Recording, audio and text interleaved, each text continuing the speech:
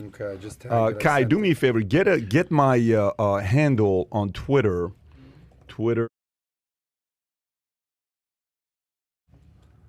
So, okay, let me see. I'll actually do it. Let me know. PBD, we are live? Okay, perfect. Well, we're live. By the way, we're live with the guy giving $50 in whatever currency that is. Mindfulattraction.org and says, hey, Pat Bet David, you're next. Watch out. He's referencing a LeBron James tweet that maybe we'll talk about today. Ricky, it's good to have you on. We got Ricardo, CEO. I'm excited. Thank you for having me back. I think it's a very important observation the viewers have to make in today. Obviously, we have Batman here, we have Joker here, we have Kai in the back, we have Tequila here of The Rock. He tried it 2 days ago. I still haven't tried it. Adam still hasn't tried it. When we get to 3,500 we're waiting live, on 3,500. We'll do a shot. When we get to 4, we'll do shots. Who knows? Every 500 above 3,500, we'll do a shot. Hopefully, we won't get above 4,000, and we'll turn it off by that point. Get to 5,000, we'll get turned up. But there's a couple other things in the prompts here you don't see, and that is Adam's shirt's not buttoned up. Oh, yeah, we did it for Ricky. Adam's shirt's not buttoned up because he's representing...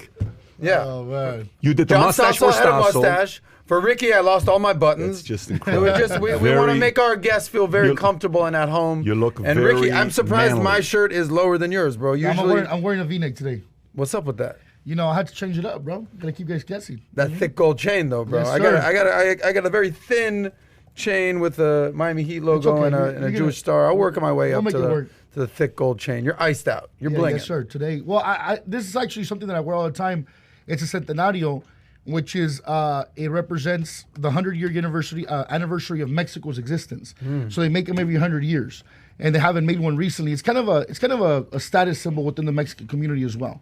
Well, you got status. We all know that. No, I don't got status. Oh, but yeah, I like think so. Well, a lot first of my, of all, Pat, does he not have status? Not in the a lot of community? people have a song made after them. He literally has a song made after him by pretty famous artists, by the way. Can we hear it? Can we hear it? In the Mexican community, and tells his story. Yeah. That, you know, Really? Michoacan, he comes. I had somebody translate it for me 2 weeks ago to hear what it's saying. It's actually all about our friend here, Ricky. Straight up. Straight up, yeah. Why have we never played it? It's got a music video. Are we allowed to even play I don't know it? if we can play the music Shout video out or to- not. How can we not play the song that is about Ricky? Know if we Shout out can. to my boys from Legado 7. My boy Alex, he did an incredible job with it. We filmed it in Jurupa Valley. The music video was sick. They're great artists. He's from Michoacan as well, immigrant, living the American dream with his family. So I'm very proud of him. Him and Legado 7 crew, they're just great people to work with and super humble. So listen, Can we get a little sample, even if you have to sing it? What's up, Rick? I'm not a singer. Come on, Ricky. You're a performer, You bro. got to see it, though. You got to see it to hear. But by the way, if you got any questions that you want us to talk about, any topics, I put the link below of my Twitter account. Go up there, comment, send your tweet with hashtag PBD podcast for us to comment on. Kai, can you do me a favor? Somebody deleted my comment, and I'm Valuetainment. I think it's Mario or somebody back there thinking it's a fake profile. It was actually me putting it because of God what's forbid happening. you're next. You know Mario's jumping in front of that bullet. You know Mario's jumping in front of that bullet. Well, listen, gang, we got a lot of things to cover today. We got a lot of things to cover today. Netflix looks like they got competition. They're a little worried about Disney passing them up. World soccer was turned on its head by the creation and collapse of the European Super League in a chaotic and shocking 48-hour period, which we'll find out who has power in Europe. The billionaires, the leagues, the players, or the fans. We're going to find out because this reveals a lot. It's going down. YouTube rivals seems tremendous growth, welcoming users on the left or the right. Rumble CEO says Elon Musk proclaims himself as the emperor of Mars, which kind of validates what you were I've been saying it all along, man. Elon Musk also said that he was a Secret Service special agent when he donated to the Republican Party, and FEC filing shows. This is not a spoof, right, Kai? This is a real story that you got here, that he says he was a Secret Service agent for a special agent for Republicans. Very interesting. Tom Brady says actions speak louder than words to Pat Mahomes. They went back and forth, and Pat Mahomes said, we'll find out in 20 years who is better. I love the fact that he has the audacity to say that, but I also love the fact that Tom Brady is finally calling out everyone, saying he's the greatest of all time. Vanessa Bryant, Nike opt out to renew 20-year long-term relationship partnership over differences. So Nike said no to extending the contract with Kobe Bryant on the shoes. I really want to dig into that one. Venmo just added crypto trading as personal finance apps look to cash in on the latest surge into digital currency. Billionaire LinkedIn founder Reid Hoffman tells businesses to stop funding politicians who support voting rights restrictions. Let's define voting rights restrictions. Lululemon launching a resale program, taking back like new clothing, meaning so if the clothes are new, they're taking it back and then they're reselling it. Should Democrats pack the Supreme Court? Maybe we'll get into that. And obviously everything that happened with Derek Chauvin the last 24 hours, which has caused mayhem, and as well as the shooting that took place with the knife, the yes. teenagers. We'll show the video. Kai, if you have the right video for us to show, if we have any kind of video to show, it'd be good to at least give a glimpse of what happened there, and then we'll get into that topic. So Ohio police kills a black teenage girl seen threatening others with knife. Senator Bernie Sanders introduces bill to make college free and have Wall Street pay for it. Waters to demonstrate, get more confrontational. Maxine Waters. Bernie Sanders and AOC get 2% each in 2024 Iowa Democratic caucus poll without Biden. AOC is getting 2%. Let me say this one more time. AOC is already being looked at as a potential future president. Ricky, think about AOC as your president. No, Ricky's president, future president. A Latina? You would support a Latina? Come on, bro. I don't support Shout this out to whole... the Mexican community. No. I don't support this whole, she looks like me, he looks like me. Hitler looked like the Jews too. No, he did. I don't know about that. I'm just saying. Just because they look like you doesn't... Salinas de Gortari, which was a president of Mexico, which literally bankrupted Mexico, he looked like me too.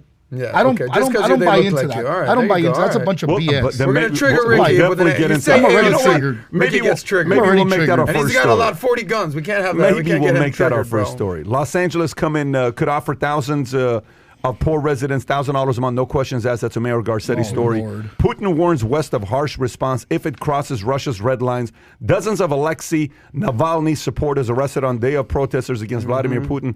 Alexei Navalny, we haven't covered the story yet. I think we ought to cover the story. I agree. We'll get into that. Senator Elizabeth Warren wants to grill the billionaire who said the rich would hide their assets from a wealth tax. We're definitely going to cover that. And Adam's best friend, Donald Trump, very seriously considering 2024 run, misses helping people. Okay, so. Before we get started, because before we get into the topics, I got to address maybe what people are thinking. What's that?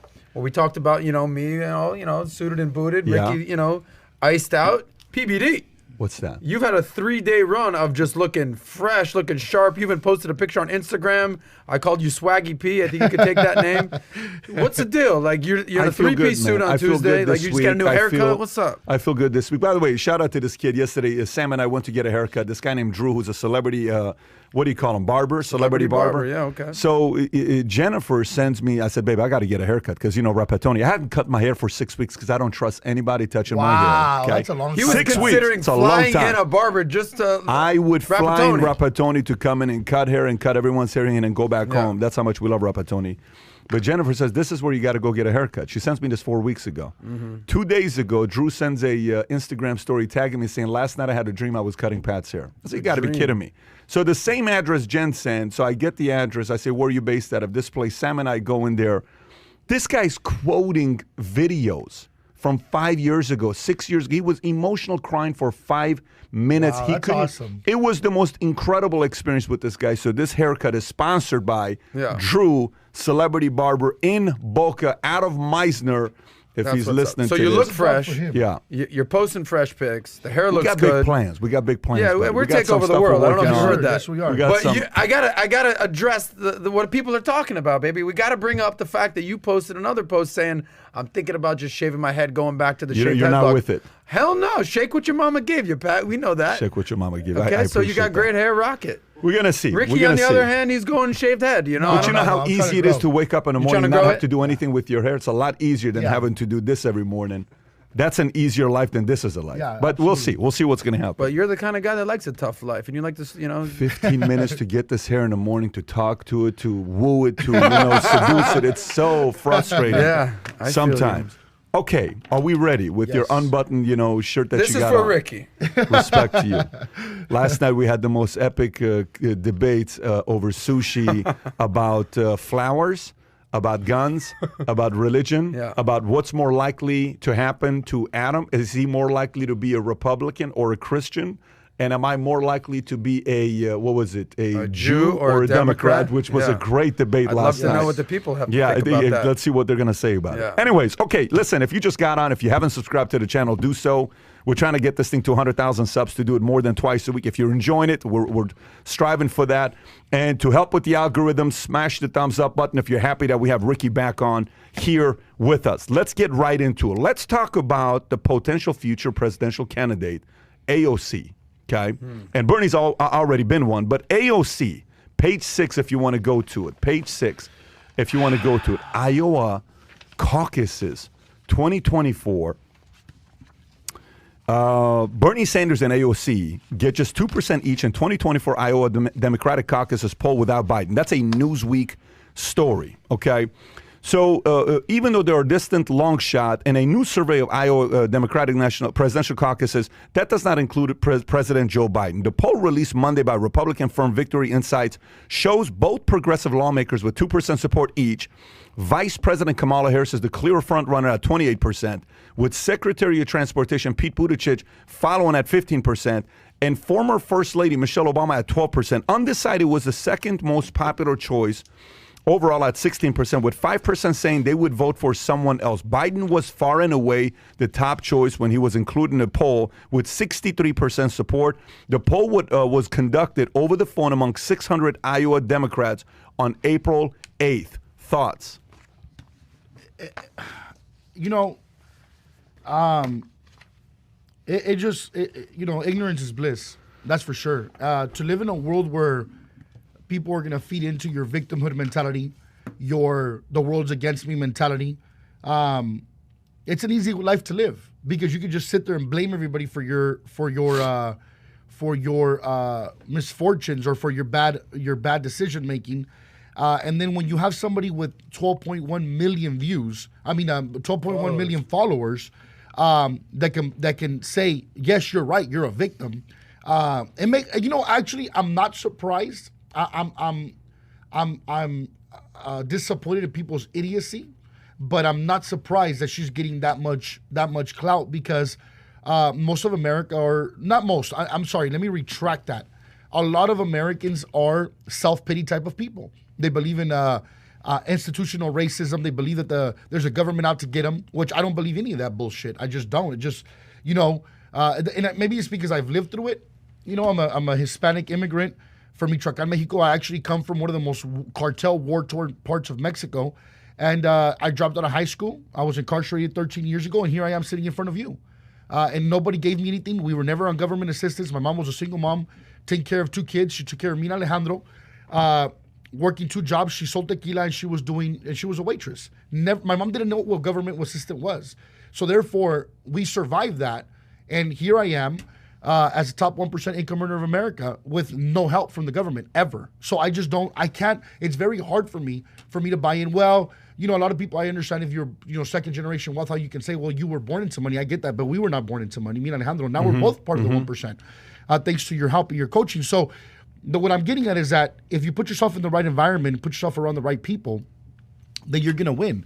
But a lot of people are going to buy into there's no opportunities. If you can't find opportunities in America, where the hell else are you going to find them? You're screwed. This is if people come here, migrate here. If I'm not mistaken, the number was 91 million people come here a year, either passing through or staying here.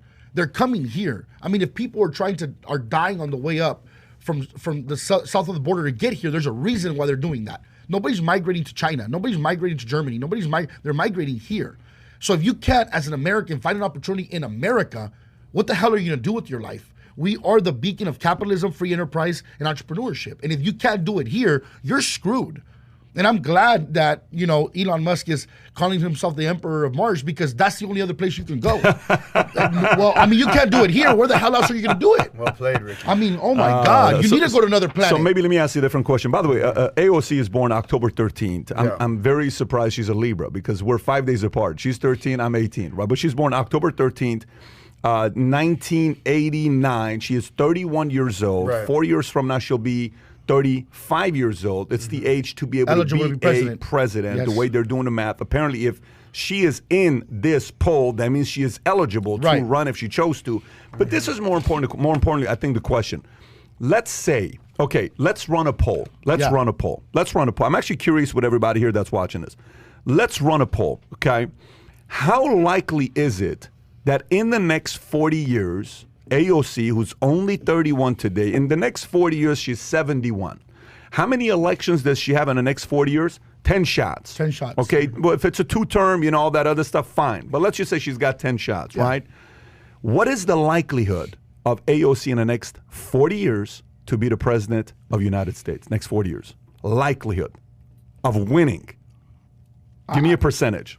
I'm kind of split on it. Let me tell you why, Pat, because I think that we're going in such a bad direction right now under the leadership that we have right now. And it's just obvious. This is not an opinion. It's mathematical facts that we're pushing so hard that we're realizing, I think majority of Americans are realizing, Elon Musk said it best, the left is losing the middle, right? So I think we're pushing so hard on one side. The left is losing the middle? Losing the middle. Elon Musk quoted that. He's literally, he tweeted that. So I think that there's two parts to it. If they don't push hard enough, there's a maybe 80% chance. But if they push too hard, people are going to realize that we're under really bad leadership. Like, I don't think they realize that right now, right? So once they realize that we're losing all battles at the border with global trade, with the economy, with the stock, I mean, we're losing every battle. And America's losing every battle. And you don't have to agree with it. Look at the numbers. If you don't agree, it's because you don't look at the numbers. If they push hard enough, I think people are going to wake up and we're going to rebound from this on a hard way on the other side. But if people are still naive and dumb and they're not realizing how bad they're being affected, then there's an 80% chance she'll be president in the next 40 years. Unfortunately. Give me a percentage. 5%. No, 80%. Because you sold me on the idea that victims are the best recruiters. Hands down. They are by far, you told me that 3 years historically. ago. You said victims are the best recruiters. And I'm like, you're right. So I think that she's going to 80%. 80%. Unbelievable. What do you think? Yeah. Well, shout out to Ricky. He's passionate. He's fired up. He's really going in. I don't think he's a fan of AOC. I don't know if you can tell that. So 80% I think is aggressive, bro. I'm thinking, Nobody thought Trump was going to be president. Look at that. Look, let's talk about track record here. She might not even be 35 by the time the election comes up. So I think it's just, before I get to my prediction. In the next 40 years. Yeah, but let me just talk. Years. Okay, well, let me just, you went on a diatribe here. Let me give my diatribe and then we go. Okay. And then I'll go. Look, she hasn't done shit in her career, okay?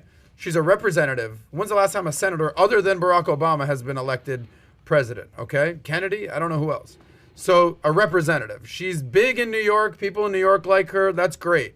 You got to win something bigger than your district to actually become president. So, look, we're talking 4 years away, and she might not even be eligible to even run at that point. I think we're way ahead of schedule. We're even talking about her. Let's get through the midterms. Yeah, I don't think she's how do you figure? I don't think she's anywhere near qualified whatsoever. The last hey, player, let me talk here, bro. I'll fucking button down another button, bro. I'll go down another fucking button. But that doesn't make sense what you're saying, though. I don't think she's qualified to even consider running whatsoever. And I don't think she's going to go. Was with one per senator, and the other one wasn't even a senator. We've already seen it happen twice, Ricardo, back to back. Oíste, okay? All right. Go ahead. So, your fans need to hear from you too. Exactly. Listen, it's way too early to even suggest she's polling at 2%. She's fun. She gets the likelihood. She's nice to look you at. Still haven't answered the question. Likelihood that she would become president in the next 40 years. I'll give her 10%. That's high, by the way. Just so you know, just the fact that you're saying 10%. I'm high at 10%. Ricardo's throwing 80 and he's reasonable. What I'm saying to you is just the fact that you think in the next 40 years. I get that. What I'm trying to tell you is it's a real conversation. Yes. That's what I'm saying. Like it is real. Yeah. You understand? It is got name recognition. Okay, so now let me give you the follow-up question. Yeah. That's where I've been trying to get into for this entire time. Today is 2046. Okay? Yeah. Today's 2046. Your president is AOC. Hell what does America look like? Go there. By the way, 2046 is 25 years from now. She is only 56 years old. What does America look like? Well, let's establish what her life looks like first before we can go to America. Number one, she's single. She's a waitress. She hasn't made any money. She hasn't done anything in her career. I just told you 25 years from now. Okay, exactly. So at that point, she would presumably be married, have some kids. Potentially her outlook on life would change. Not everything is stagnant. Things change. She might develop her views. The world might be a different place. So give people a little credit to the fact that their perspectives might change. You weren't always a capitalist. You weren't always anti a Democrat. You were reasonable at some point, I presume. I'm not reasonable now? No, I say more. You're a little. Let me ask you a question. Let me ask you a question. Is the argument of socialism reasonable? I don't. Is the argument on reasonable? Socialism reasonable? Is the argument reasonable, or is the concept reasonable? Whatever. Any argument is reasonable. No. Having a debate is reasonable. To establish what the facts are. Is a person who believes in, like, I can see a Democrat switch into independent. Like John Stossel went from, hey, I'm the guy that's exposing all these businesses. Finally, one day I'm like, what the hell am I doing? I'm helping consumer affairs more than I am small business owners, and I'm making fun of these guys, and they're losing their businesses. Okay. There's no way I'm going to do this. I'm going to be a libertarian. He flips. But he went from a center-left John F. Kennedy type of a Democrat to what? A libertarian. He didn't flip to be a Republican. Right. What is the likelihood of AOC changing that much philosophically the next 24 years? Well, I'll tell you, if she has any chances of, to answer your question specifically, becoming the president for the masses, she better flip and flip. I don't think you're. She's not going to win being that far left. Wait. She's not. Wait.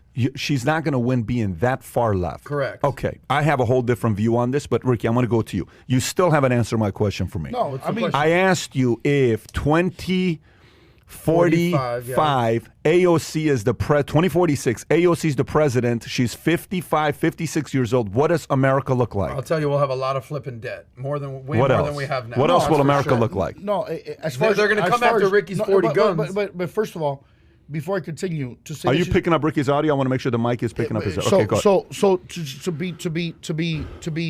touch on your point real quick, and then I'll go to PBD's question. No, she's not going to change. Maxine Waters hasn't changed. Nancy Pelosi hasn't changed. Bernie Sanders hasn't changed. These people have not changed. These people don't change because they have to follow a narrative. Okay, that's the only way they could win the votes, because they have to follow the narrative. Even if, by the way, she said that at the border, the crisis that we have at the border right now, even though it's worse than when we had it with Trump, she said that it had to do with climate change. That's literally what she said. So she has to. She's going to continue with their narrative, because that's the only way she's going to continue to get voted in. She needs to vote. The victims need to keep voting her in. But what do we look like as a country? You have AOC as a president. We're definitely going to have our debt's going to be through the roof. What you said, Adam. Definitely will not have any guns. Definitely will not have any guns. She's going to run out all the capitalists and all the business owners out of the country. They'll end up in another country. And the company we're going to go into, it will be a. She stays around long enough. These ideas stay around long enough. And by the way, it's anybody. If you're listening to this and you think this cannot happen to America, you are naive. The world has had 7 world powers, Pat. America is the 7th world power. So Rome fell, and there was one point that there was a saying that said that the sun never set on the Roman Empire. Rome fell, Babylon fell, Great Britain fell. All these countries have fallen. What goes up must come down. So to believe and sit here and listen to us and say, oh, that'll never happen here, you are literally naive. You did not pay attention to history class and never picked up a history book. But yeah, we'd be destroyed as a country. And there would be another America somewhere else, because would we though? So let's go there. Let's go there. Yeah. Let's go there and say and if she wins, she's not going to be a one-term president. She'll be a two-term president. No, she'll be two-term. Two-term, because okay. Let's speculate. This is all purely speculation. What happens afterwards? So does it push back so far that do we go back to being far right? What is America after AOC? Can you recover even if you go far right? That's the question. Yeah. I don't know if you could recover. Let's look at history, and I think that was a great point you made about the empires of civilization. Every 8 years, the pendulum swings. It's a reason why you go from a Reagan to a Bush to a Clinton, and you go from a Clinton to a Bush, and you go from a Bush to a Obama, and you go from Obama to a Trump, and a Trump to a Biden. It's the same old narrative that we've had, even before Reagan. You had a Jimmy Carter, and you had a Gerald Ford, and you had a Nixon, and you had a LBJ. It's the same old theme. And every 4 years, every 8 years, that's why a president runs on change. Change. Barack Obama ran on change. Trump ran on change. Biden ran on, we got to get the orange monster out of here. We got to change things. Every 8 years, people run on change. It's the most common theme ever when it comes to elections. So God forbid an AOC becomes into power, somebody that Ricky wholeheartedly believes in will come in, and the whole country will rally around them and say, all right, we've had too much left, let me ask you, maybe what happened? Can you just turn me up a little bit? Let me ask you a different question. Here's a different question for you. You ever been robbed at gunpoint? I have not, no. Have you? Yes. Okay. I had a gun pointed at me, not robbed, but yeah. You had a gun Multiple pointed times. at you. Okay. I've had a gun pointed at me too. Yeah. Okay. By a cop. Fine.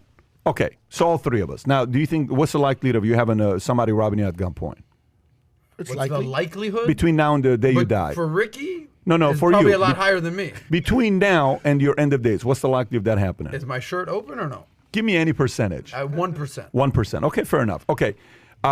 What's the likelihood of you getting into a terrible car accident? 25%. You? I don't think so. Me personally? No, I think it's If my Uber driver's drunk, 1%. yeah, maybe. Yeah, it's 1%. 2%. What's the 2%? What's the likelihood of a empire falling? America falling? What's the likelihood of an empire falling? Pretty damn high. Yeah. Really? Historically. I'm asking you. What do you think? 20%. Okay, you say what? I'd say at least 40 to 50%. Okay, I think it's inevitable. It's just a matter of is it 100 years from now, 500 years Yes. from now, 1,000? I think it's 100% if you ask me. Yes, that's true. Because a 5 Yeah. billion infinity, I think it's eventually going to fall, right? Right. So what is really the responsibilities of the citizen of that era? Of that era, what is our responsibility?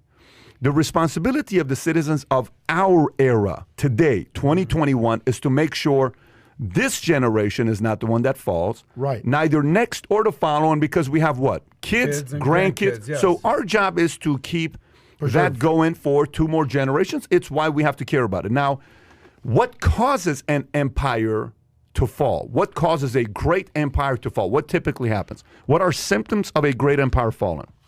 Well, I mean, Thinking that you can't fall. That's exactly Yes, what he was yeah. saying, naivete. Yeah. Okay, so you're being too naive to think that'll never happen. What else? well, I mean, historically, if you look in history, it's been,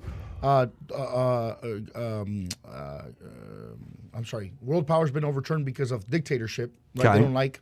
So dictatorship to me is Giving too much trust into one person. one person. Okay. Or leadership. Fine. Well, yeah. So I'm writing this down. So So number dicta- one is naivete. naivete. Number 2 would be to overthrowing a dictator, right? Kind of like what they did in Iran, right? They overthrew.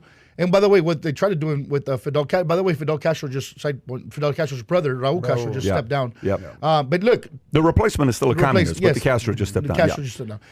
And then also to me would be definitely socialism, because communism will come in the form of socialism. So rather than saying socialism or communism, what does that mean? Is it all the wealth You that weaken the empire yes, of created? course. They start overspending the wealth. Yes, Is that yes, because is- that's historically that's what's happening. So you overspend. Like what happens? A billionaire family dies, a rich family dies. The money goes to who? The inheritance goes to the kids, and the kids never earn the money. What do they do? Silver Dude, spoon effect, and then Exactly. all of a sudden so they're not we used to are having the we money. are essentially experiencing a bit of that with Yes. America. Men from the richest country in the world to now with the most debt. No one Right. has more debt than we America. have. Let's just Yes. face it. We also are, have the highest GDP to potentially reverse course. Yeah, but we have today to, if you really break down the unpaid commitment to Social Security, Medicare, our national debt, 24 trillion, our debt is 50 times, no, let me put it, 25 times to 30 times more than our GDP, okay? So that means you make $40,000 a year, you have $1.2 million in credit card debt. That's America today, if you want to put that in perspective. Let me say that one more time. America's making 40 grand a year, and it has a $1.2 million credit card. You're saying unfunded liabilities, future liabilities with We got Medicare, Social $24 Security. trillion of debt. You're not talking We got about social, Medicare, you're not talking Social about Security. what GDP is versus the actual debt. I think that's like at 100% right Even now. if no, it's not 100%. Because GDP, GDP is what, 20 trillion? What are you talking about? 17 trillion? No. What's the GDP of the United States? Oh my gosh! Can you pull up GDP of U.S.? GDP of U.S. is you're thinking a different number. You're not thinking GDP of U.S. 20 trillion, Pat. Okay, so say $20 trillion. I just did. Wait, say GDP is $20 trillion. Hang on a second. And what's our debt? 25 trillion? 40 trillion? Go to collective unpaid debt. Oh, that's obviously Total a U.S. lot unpaid. That's how you calculate your Okay, debt, though. fair enough. That's what I was asking you to clarify. If you calculate You're your talking about unpaid, what we owe in Social Security, what we owe in Medicaid. What we owe are in total unpaid I'm debt. right If you there go on with the you, bro. website, go to the debt clock that we have. Go to debt clock. It's probably at 27 trillion. Okay, I'm check gonna this out. guess. Let me show this to you. 28 trillion. National debt is 28. Overnight, we lost another National trillion. debt is 28, but there's a number of total debt that we have. Is in the Unfunded 100 and unfunded U.S. liabilities is Yes. what? $162 trillion. That's Okay, insane. that's a lot of money. We have to pay that money, right? Let me explain That's to where I'm. over time, though. That's not. I'm not saying that's not. But you have to pay that. Correct. You have to pay that.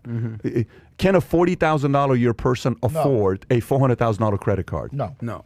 Okay. Do you understand like how Yes. pathetic that is? I'm right there That's with a you. scary Right thought. there with you. Okay. Yes. All right. So number 3 is what? Overspending the amount of money that you've earned, Right. or the generation before you Yes. has earned. So how do you want to word that? You want to put lack of fiscal responsibility?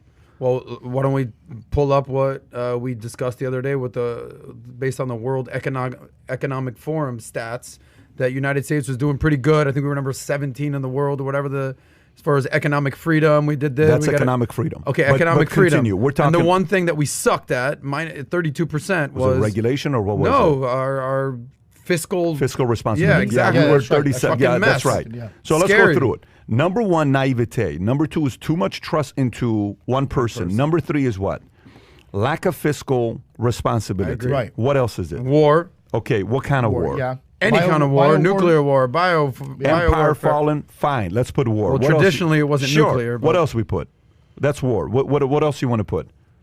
What else is another reason why this happens? Okay. Invasion? Kai, you want to put War. invasion? That's Yeah. war. I have one I want to put in, but let me see what he's going to say. Huh? I think it's kind of part of 4, but let's put laziness, sluggard, right? What Getting I would fat add, and cocky. what I would add to it is a spirit of division within the nation. So Civil war, yeah. a spirit of division within the nation. What else is Happening now. it? Exactly. Yeah. What else is it?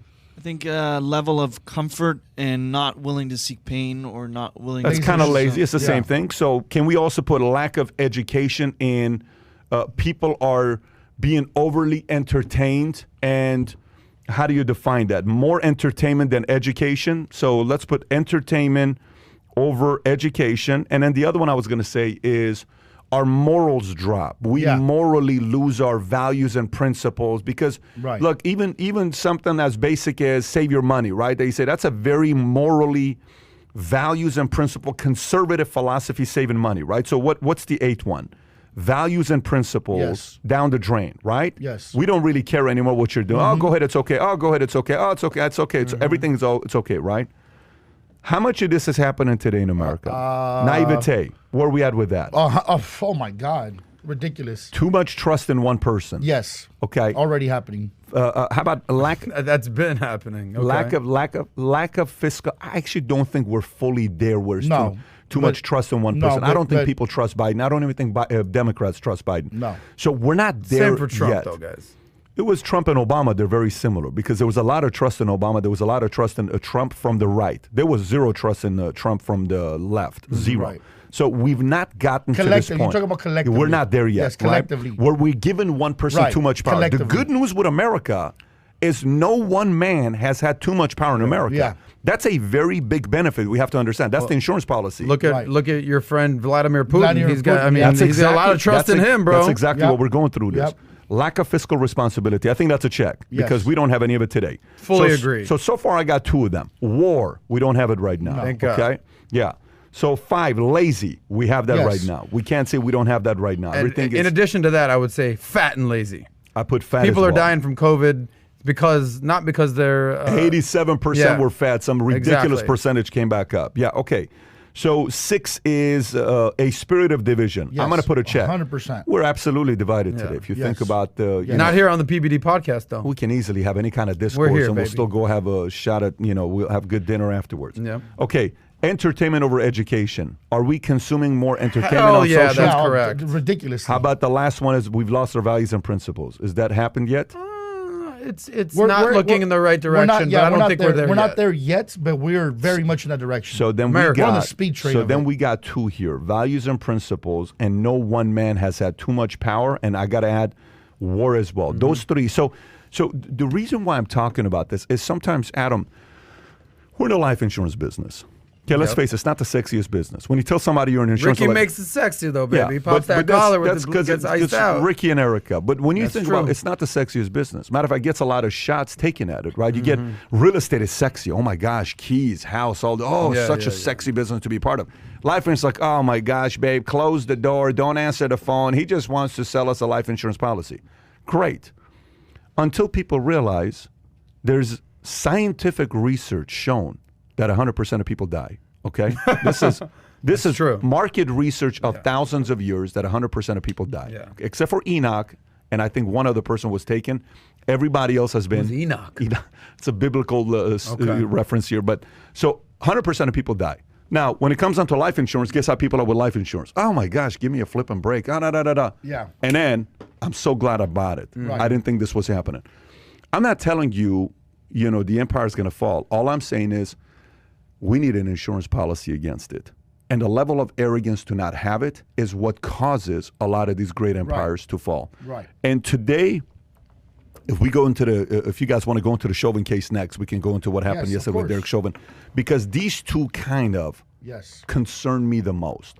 We just covered AOC. Now let's go to Chauvin. If you want to go to page 5 to talk about what happened with Chauvin. Okay, so page 5. Former Minneapolis police officer Derek Chauvin found guilty of murder and manslaughter in George Floyd's death. Business Insider story. Okay. He was found guilty of second-degree murder, third-degree murder, and manslaughter in the death of George Floyd. Floyd died on May 25th after Chauvin, a Minneapolis police officer at the time, knelt on his neck for 8 minutes and 46 seconds to be exact. During an arrest, Chauvin faces up to 40 years in prison for second-degree murder, 25 years for third-degree, and 10 years for second-degree manslaughter. Because Chauvin was convicted of all the charges, he will be sentenced on the top charge of second-degree murder. Jurors deliberated for a total of 9 hours and 45 minutes before the court announced they had a verdict. Okay. Then Tucker Carlson's reaction to Derek Chauvin's conviction was to cast doubt on jurors who decided to murder George Floyd. After the conclusion of Derek Chauvin's murder trial, Tucker Carlson's reaction Tuesday night was a question the jury's motivation in reaching its guilty verdict. A few hours earlier, a jury of 5 men and 7 women returned to a unanimous guilty verdict on all 3 counts against Chauvin in the death of George Floyd. Carlson characterized the verdict not as impartial decision based on trial, but rather the jurors' way of saying, please don't hurt us. It was part of a longer opening monologue suggesting that the jurors was spurred by fear of writing by people who have been angered by a verdict of not guilty. Can we trust the way this decision was made, he asked. So having said that, what are your thoughts on what took place the last 24 hours? Adam, I'll go to you first, and I'll come to you, Ricky. Well, I think I agree with this decision. Let's just start with the basics here. I think the guy, Chauvin, put his knee on George Floyd's neck and murdered the man. People want to say, well, he had drugs in his system, or, well, he wasn't a great father. That's not a reason to die, okay? So anyone who has 2 eyeballs and a brain and a heart will realize, yeah, Chauvin definitely played a part. Now, if you're part of the Chauvin's defense, or if you want to be the Tucker Carlson and you want to kind of play both sides, you can say, well, how much of a cause was it? Was it definitely? But I'm just going to side with the jury here and say, yes, guilty, homie, go to jail. But bigger than this is, I think, something that the Democrats did in the election in 2020 was coin the phrase defund the police. I personally think that's not a smart move.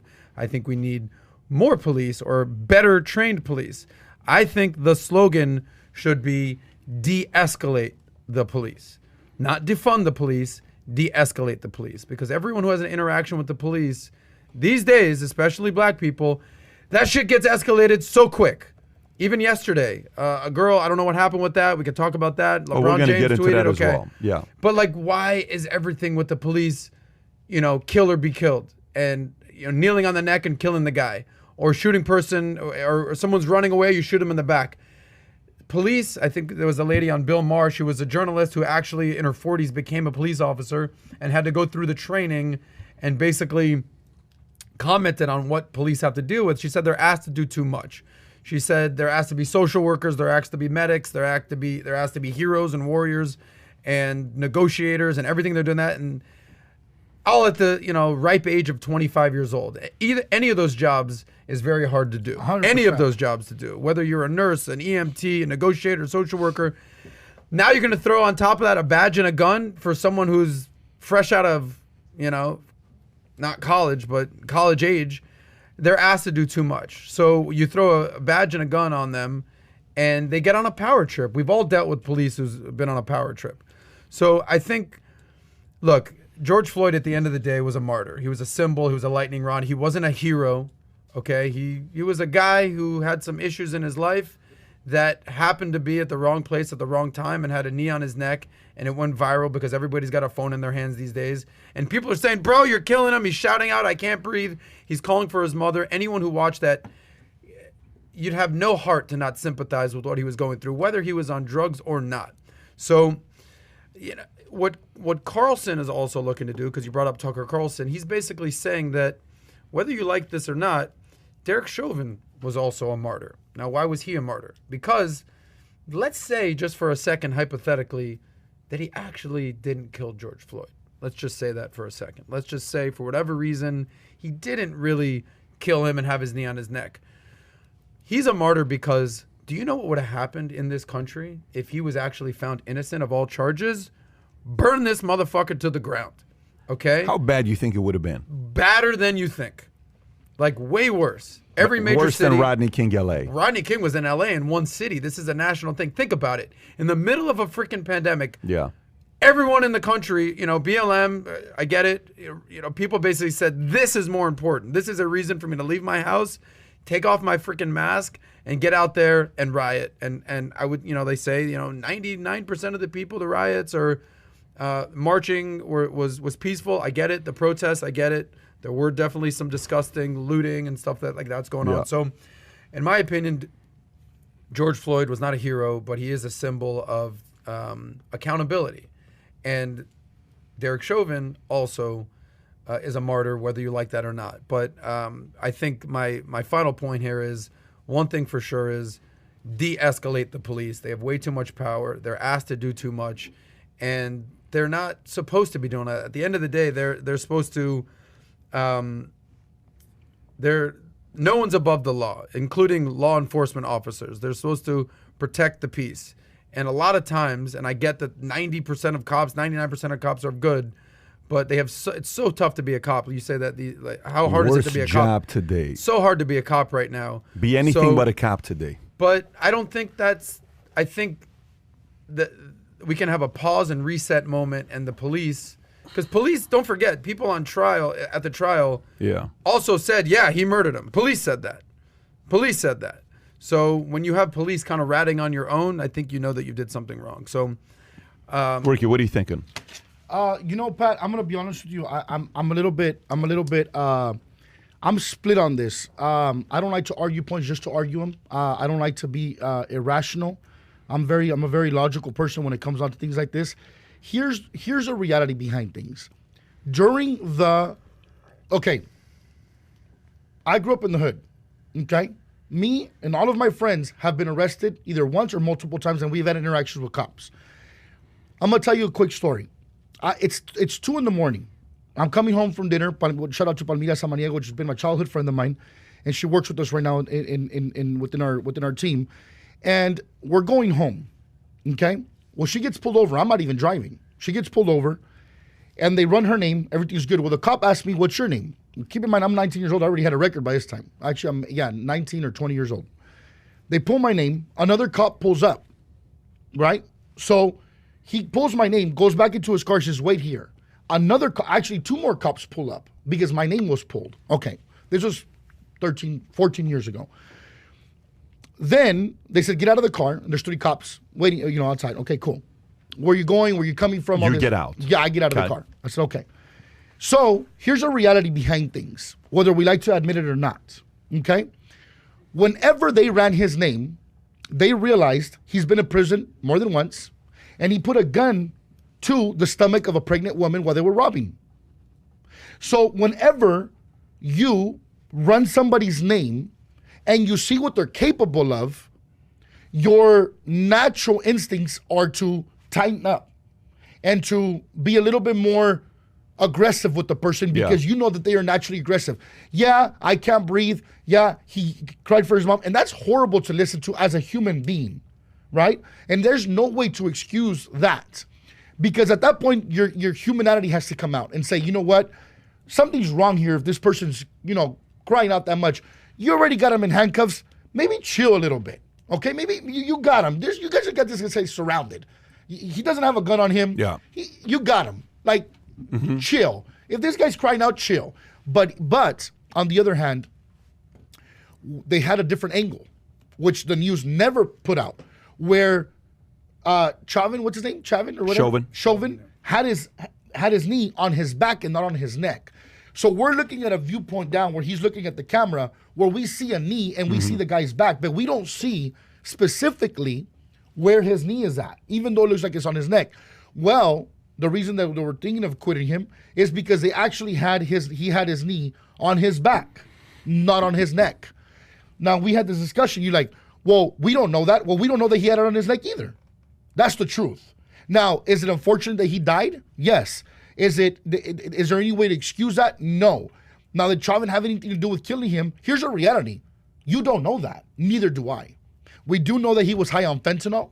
I'm very familiar with drugs because I grew up in a drug-infested neighborhood, which my city is one of the capital cities for the cartels in the United States. That's where they're stationed, a lot of them are at, and that's where they distribute from. So we're very familiar with that. I grew up around it. We sold it, we bought it, we used it. That's just the reality behind it. We're very transparent. I know what happens to your heart rate when you're on drugs. It's not meant for you to be in a situation where you could get even more, your heart rate goes even more up because you're gonna have a heart attack. I've had friends overdose. There's in my neighborhood, there was 3 brothers with all 3 of them overdosed on cocaine, not on fentanyl. Wow. Nobody was around them. And by the way, that's one of PBD. I got stories like that for days. Wow. I have many of my close friends overdose on cocaine, which is nowhere near like fentanyl. Nowhere, it's not even a quarter of it. So when you're putting, and they just overdosed, right? And so when you have fentanyl, which right now, as a matter of fact, when they're cooking this stuff, they put gloves on, Pat. They put gloves on, like the people that are cooking it, because it's that dangerous. They literally wear suits.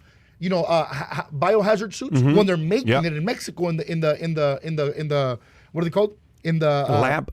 In the lab, okay? In the kitchen. In the kitchen. So when you're consuming that shit, and to think that the most dangerous drug in America right now had nothing to do with his death is simply insane. You are naive. You do not know how drugs work. If you could overdose on cocaine, you can overdose on meth. Fentanyl's by far, it's 10 times worse than both of those drugs combined. So to think that didn't play a role, it's just ridiculous. Now, is it okay? No. I'm just split on it. I'm not going to take one side or the other. Anything could have happened. Anything could have happened. Do you trust the justice system? No. Hell no. No. You don't trust the justice system? No. No way. So let me ask you, what do you trust more, politicians or the justice system? If I had to choose between both, I would maybe the justice system, but not politicians. Got it. Because let me tell you why, though. Yeah. Because if I have the money to hire a lawyer, the lawyer's going to get me out of it. Okay. So I can't buy you can buy a politician. Who were we talking about yesterday? One of your lawyers in Australia who, he says every client of mine, they're all criminals. Sydney, they're all, all this other stuff. But if they got the money, I can help them out. Right. Okay. So you trust the justice system more than you trust politicians. Yes. On both sides, by the way. Okay. On both sides. How much do you think these jurors made the decision based on facts and what happened, and how much you think the decision was based on? When the president is calling you, telling you we hope that you make the right decision, and Maxine Waters is calling. They don't want to be the cause of riots all over the country. The president wasn't calling the jurors, bro. The juror. I mean, if you believe in impartial jury, who called them? Nobody's calling the jurors. Nobody called the jurors. Point. Nobody asked the jurors to make the right decision. Nobody did. Are you sure about that? I would hope not. Would you like to pull it up? Pull it up. Sure. I don't know what you're talking about. You think Biden's calling all the jurors? Go for it. Tell Kai to do it. Can you pull up where Biden asked the jurors to make the right decision? Are you serious? Are you talking about a public speech, bro? What are you talking about? Are you talking about a public speech? Are you serious right now? I can't believe this. If you actually show me a fucking public speech right now, I'm gonna get very upset. All needs to be public. For you. Did he call? He called up the jurors, or what are you saying right now? Biden treads lightly in comments. Treads lightly on comments. Come on, Ricky. Come on, tread lightly. There's no lightly with Biden. You guy's an idiot. Bro. Chauvin trial as jury deliberates. President Joe Biden waited carefully into discussion about murder trial. Come on, Ricky. You gotta give me something better than this, bro. Derek Chauvin at Dave Chauvin attorneys, right? So he's talking about. He's hoping they give the right verdict. Oh, so when you say this publicly, he's not going to weigh on a juror that's a nobody compared to the President of the United States of America, Ricky, which they know will ruin your life? Here, bro. I'm reaching. Yeah, you are. Pat, what do you think? What do you think about this? Yeah. So, but here's what I'm asking. But first of all, Maxine Waters said, what were her comments? If the trials doesn't go the way it's supposed to be, we need to be confrontational at the highest level. And then 2 U.S. guards were shot that day. Yeah. confrontational. So here's where As I'm a going juror, with this do part. you want to be part of that, Pat? Do you want to be part of the But country? the jurors, Of course correct me not. if I'm wrong, you're not allowed to listen to the news. You're not allowed to be following this kind of stuff. That's kind of the whole part of it. Well, Impartial not allowed- jury. you're not allowed to do fraud in elections By either. the way, I want everybody, listeners, to realize I'm not speculating that a phone call was made to anybody. I'm not speculating. I know I've interviewed a lot of mobsters, and the mobsters know how to get a hold of the jurors. Okay, if mobsters know how to get a hold of jurors, I promise you politicians know how to Yes. get a hold of jurors. So if a Sammy Gravano knows how to get a juror to help out Gotti, never, other people can do the same. But let's set that aside. I don't even want to go in that direction. All I'm asking is, you're one of the 12. You're one of, you're sitting there with the jurors. Yes. You're asking the group. Doors closed 9 hours and something. What is it? 9 hours and 45 minutes, whatever the timeline was, Yes. right? They're sitting making the decision, right? You're sitting there.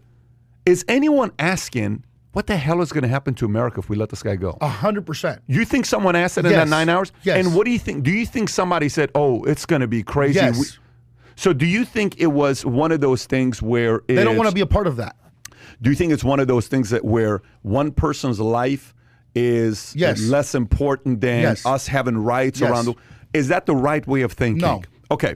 So I think it is. okay, you think it is? How? Okay, so tell me why. If it was your life, would you want that? If You want me to I'm- if I'm- sacrifice if you I'm- when you didn't do if nothing I'm- wrong? If number one, I think the jury actually. He would be a Roman in days of Jesus. He Actually- would be one of the ones that crucified Jesus just for the hell of it. You'd be that person. You're out of You're a control, Roman. bro. I'm just telling you, bro. Out of control. I can see you in Roman uniform killing Jesus. You're a Roman, bro. all day. Go with Judas' your story. cousin. So do you think the conversation was brought up? I can listen. Let's just relax for a second. I think the jury actually sat there.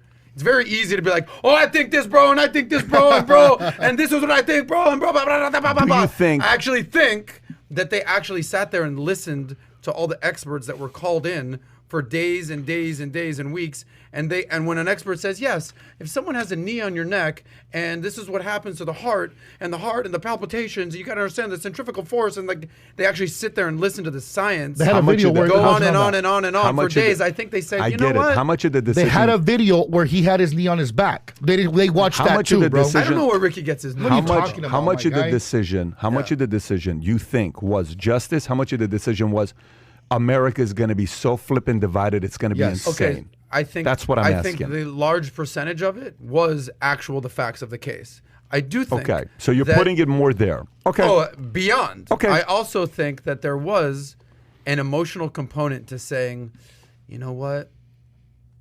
Don't forget, they all have to agree. I mean, if the one dissents, Yeah. then the whole thing is a hung jury. So I think there's probably, like we talked about, logic and emotion. I think there's someone who's thinking, you know what? I don't know, but I'm not, you know what? Sacrifice the sacrificial lamb, Chauvin. I'm not trying to see America burn. I'm sure people Yes. think like that. And you know what? I'm okay with it in this case. Sorry. Call me the Judas, whatever you want. You're his I don't want to see downline. America burn because this scumbag Chauvin maybe or maybe not had his knee on his back versus his neck. Also, and- forget about innocent to proven guilty, Well, and then without that's- reasonable doubt, right? Yeah, I wasn't. So forget I about wasn't that. a juror. I wasn't a juror. So I'm just saying. The From reason- me, the- I'd rather this guy be I sacrificed think- than every fucking major city in America. I think, first of all, on that specific topic of, listen, if we can avoid this from happening, let's find this guy guilty to prevent all the riots from happening. That's They catastrophic. can also find him guilty on one charge. They didn't have to go all Sure, three. So sure. clearly that shows that he was guilty. I get that. So, but if that's the motivation, the fear, this is exactly where I'm going to the following, okay, which was what? Naivete, Yep. too much trust in one person, lack of fiscal responsibility, a war, laziness, what was the other one? Entertainment, education, a spirit of division, and the last one's values and principles, right? This kind of stuff leads to the kind of war that we definitely don't want to have in America, which is what? The race worst kind of war. war. Not only a race war, a civil war. It is absolutely ludicrous to see this go into that direction because just yesterday, we all know what happened. By the way, this is Nancy Pelosi's comments about the event. She said, Nancy Pelosi under fire for saying George Floyd sacrificed himself for justice. That's another God. Newsweek story. Speaker of the House, Nancy Pelosi, was criticized on social media Tuesday after she thanked George Floyd for sacrificing his life for justice. Pelosi said, thank you, George Floyd, for sacrificing your life for justice, for being there to call out to your mom. How heartbreaking was that? Call out to your mom. I can't breathe, but because of you and because of thousands, millions of people around the world who come out of justice, your name will be synonymous with justice. Pelosi was quickly denounced for her remarks, with many users pointing out that Floyd did not voluntarily give up his life for justice. Nancy Pelosi just said, "Thank you, George Floyd, for sacrificing." And this, as a nutshell, is everything that's wrong with Fox woke liberalism, conservative talk, faux woke liberalism, conservative talk show, as Dan O'Donnell tweeted. So she gives these thoughts, right, on what it is. What is he, Jesus? Well, that's kind of what she's... Unbelievable. Yeah, to make a comment like that. Yeah, I think that's absurd. Okay, so that's absurd. Now, that leads to the event that happened yesterday. Before we move on to the next topic, let's get our audience involved. Why don't we do a poll, or you do the thumbs up, thumbs down? Ask them what they think. Should he be guilty? I mean, I don't know how you want to pose the question with the thumbs up, thumb down. So I'm just asking you to do it. But okay, so how do you want to do this did you agree with the verdict of what happened? If yes, thumbs up. Did you not agree with the verdict of what happened? Thumbs down. And I'm talking specifically smash the thumbs up or the thumbs down. Right now we're at 452 to 3 is what the ratios are. 452 to 3. I don't know how you see these. Yeah, I'll see these things myself because, okay, so now 452 to 3, it just went up 10 to 1 people say they agree with the verdict. Yeah. Okay. Our audience is reasonable. They agree with the verdict. Unlike some other friends I got. No. Hold on. I'm not talking about you, bro. I'm not talking about you, bro. Hold on. I'll lose a button here, bro. Hold on. Hold on. Go ahead. Am I being unreasonable, or I'm just stating the fact that there could be more evidence to it? You're not. No, I'm being honest. You're not being unreasonable. I'm playing the You devil's actually advocate. played both sides on that. No, because I said that I'm divided on it, because if the reality is, if there's evidence that his foot was not on the neck, or his knee was not on the neck, then what are you going to do about that? Just to your point, do you think his knee on his back is any better than his neck? Of course, 100 times better, bro. If you're on the ground and someone's pushing on your back and your chest is against the curb and you also can't breathe. Like, the guy couldn't breathe. No. Whether it was on his neck, whether it was on his throat, whether it was on his back, he couldn't breathe. That's where I agree with you, because when he's saying I can't breathe, you got to really look into that. Yes. You already got him surrounded. Look, it's the same thing that happened with Eric Garner. I agree Remember with what you, happened bro. with the guy who was selling cigarettes? Cigarette. That's disgusting. Yes. Okay. Pat, if you don't mind, Sam, do we have that? Do we got that ready? Pat, do you mind if I give our friend before we continue right now? I got something. Absolutely. Dude, you got to pay your bet. Sam, so what do we got here, bro? I told him, I asked him if I could give him a down payment, right? On the $1,000 that I owe you. So I got $300 worth of quarters. That is my first down payment to you, sir. And the reason I can't give you the other 700 right now is because your president that you voted for is going to tax me highly. So I have to tax you as well. So that being said, I have $300 worth of quarters. And since I believe in the tax system the way you do. That's laundry for life. This is $300 worth of quarters. I'd like to you to my count friend. it out and stack it we for will, me one we by will one. do that for How you. am I going to trust somebody? I just want you to Go know, straight to the casino. You can use it however you like. Okay. Thank you. And it's currency. I thought it was going to be pennies. Thank God it's quarters. Because if it was pennies, you would have been in trouble right now getting. But let me tell you what you can. You can take this. You can take this down to Food Max. They have a coin machine where actually will convert this into dollars. Okay. And then after I do my taxes, we can figure out how I can do the other 700 for you. All right. Sounds like a plan. So now but I got a down payment. Yesterday I asked you. But by the way, at dinner I asked you, can I give you a down payment? How the fuck did you even come up Bro, with this? Shout out to Mario and Sam for doing this. Unbelievable. But my question to you is, last night I asked you, can I give you a down payment? And you said yes. So this is my down payment. We're talking about somebody who makes probably $500,000 a year. A lot more than that. If not more. He lost a bet legitimately. Legitimately lost a bet. He's been ducking me for a good 4 months. I've been ducking you. I haven't seen you. Pat paid day of. I've been ducking you. Ricardo, quote unquote, doesn't have a credit card, doesn't have cash. Hold on. Only travels with $200. I've been ducking you. I haven't seen you. I haven't seen you. He hasn't seen me. Here's my first down payment. He payment. doesn't have Venmo. He doesn't have Cash App. And by the way, he makes this much money. He can't give me $1,000. Brother, listen. Let's poll the audience. I've paid debt on the tens of thousands. Matter of fact, you were there when I gave our friend Marvin Del Valle $10,000 because I lost the bet. I know how to pay my bets. But I asked you specifically if I could give you a down payment. 4 months later. Yes. But you said yes. Here's my down payment. I've been asking you for 4 months. Hey, Pat, what is $1,000? Yes, he said I could give him a down payment. You guys got to figure out this issue. This is between the two of you guys. You got your quarters to go count. Go, sir. Please hold that too. I'm going to charge you 10% interest every day on the remaining 700. Okay. So that's $70 a day. Let's continue. Let's continue. Go back to this. Okay, fantastic. Let's leave that over here. Thank So you, let's Ricky. let's go to what happened. No, give it. Ohio. Okay. Let's look at what happened in Ohio. Yes. Let's look at the Ohio story. Kai, if you want to bring that up.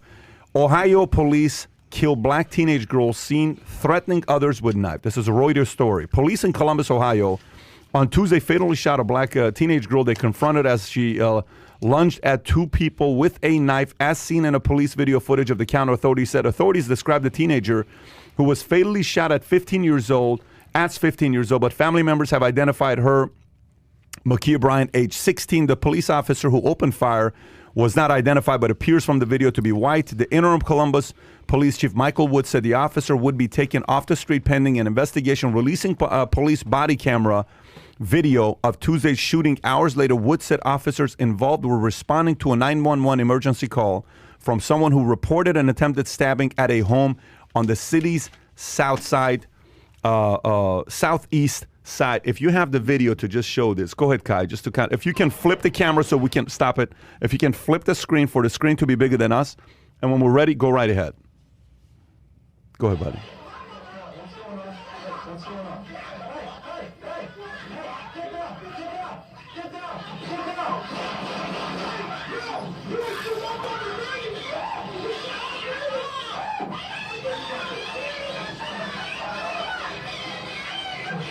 Wow. Stop the video? Okay. She wasn't threatening. She was getting ready to stab that girl. That was not a threat. Can you go back That was an assault. to exactly right before? Is there There's pictures of it, Pat. Okay, go back and pull up the pictures to see if there's pictures of there's this. pictures of it. Yeah, I mean, that was Teenage girl. far further than a threat. That's for damn sure. Go to images. There Okay, it is, right so there, that's the the one on the- second one. yeah, the Go one to on the the right. second one. There's a knife. Click on it again. That's CBS News. There's a knife right there. Phew, what a position to be in as a cop. That happening right in front of you. So, say that again. Especially as you're pulling up, like you're just getting For it to there, you know. escalate that quickly, and Exactly. how old is a cop? 20 some years old? How old was the cop? A younger Yeah, he's chap? young. He's young. Okay, so what do you think when you see this? What's the first thing you think about when you see this? He saved a young black girl's life. That's what he did. She was that's a look how big that girl is. She's gonna stab with force, and the other girl's skinny. She's gonna stab her with force. That's not slashing. She's going straight for a direct hit. And look how big that knife is, Pat. What is that? 6-7 inches, maybe? We can't see it. We don't want to speculate, but it's a good 6 inches. It's look a at her good-sized knife, Hey, yeah. look at her grip on it. It's probably 5 to 6 inches. That's gonna kill this girl. I mean, that's the cop did what he was supposed to do. Yeah, I don't know. I just want to go back to my initial point. De-escalate the police. He just ran up. He saw something going down. How many shots did he fire? If we can see, I heard at least 3 or 4 shots. If we're looking at this through a camera and we can see the knife, imagine what he can see live. He's watching that knife. It's so obvious. I don't think anything is obvious at this point because I think the facts need to play out. Clearly, she has a knife in her You need hand. more facts than that?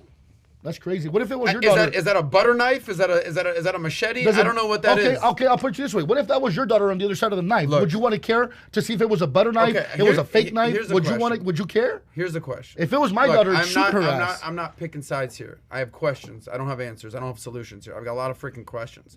Why does the cop need to roll up and just bang, bang, bang, That's what take he did? someone's life?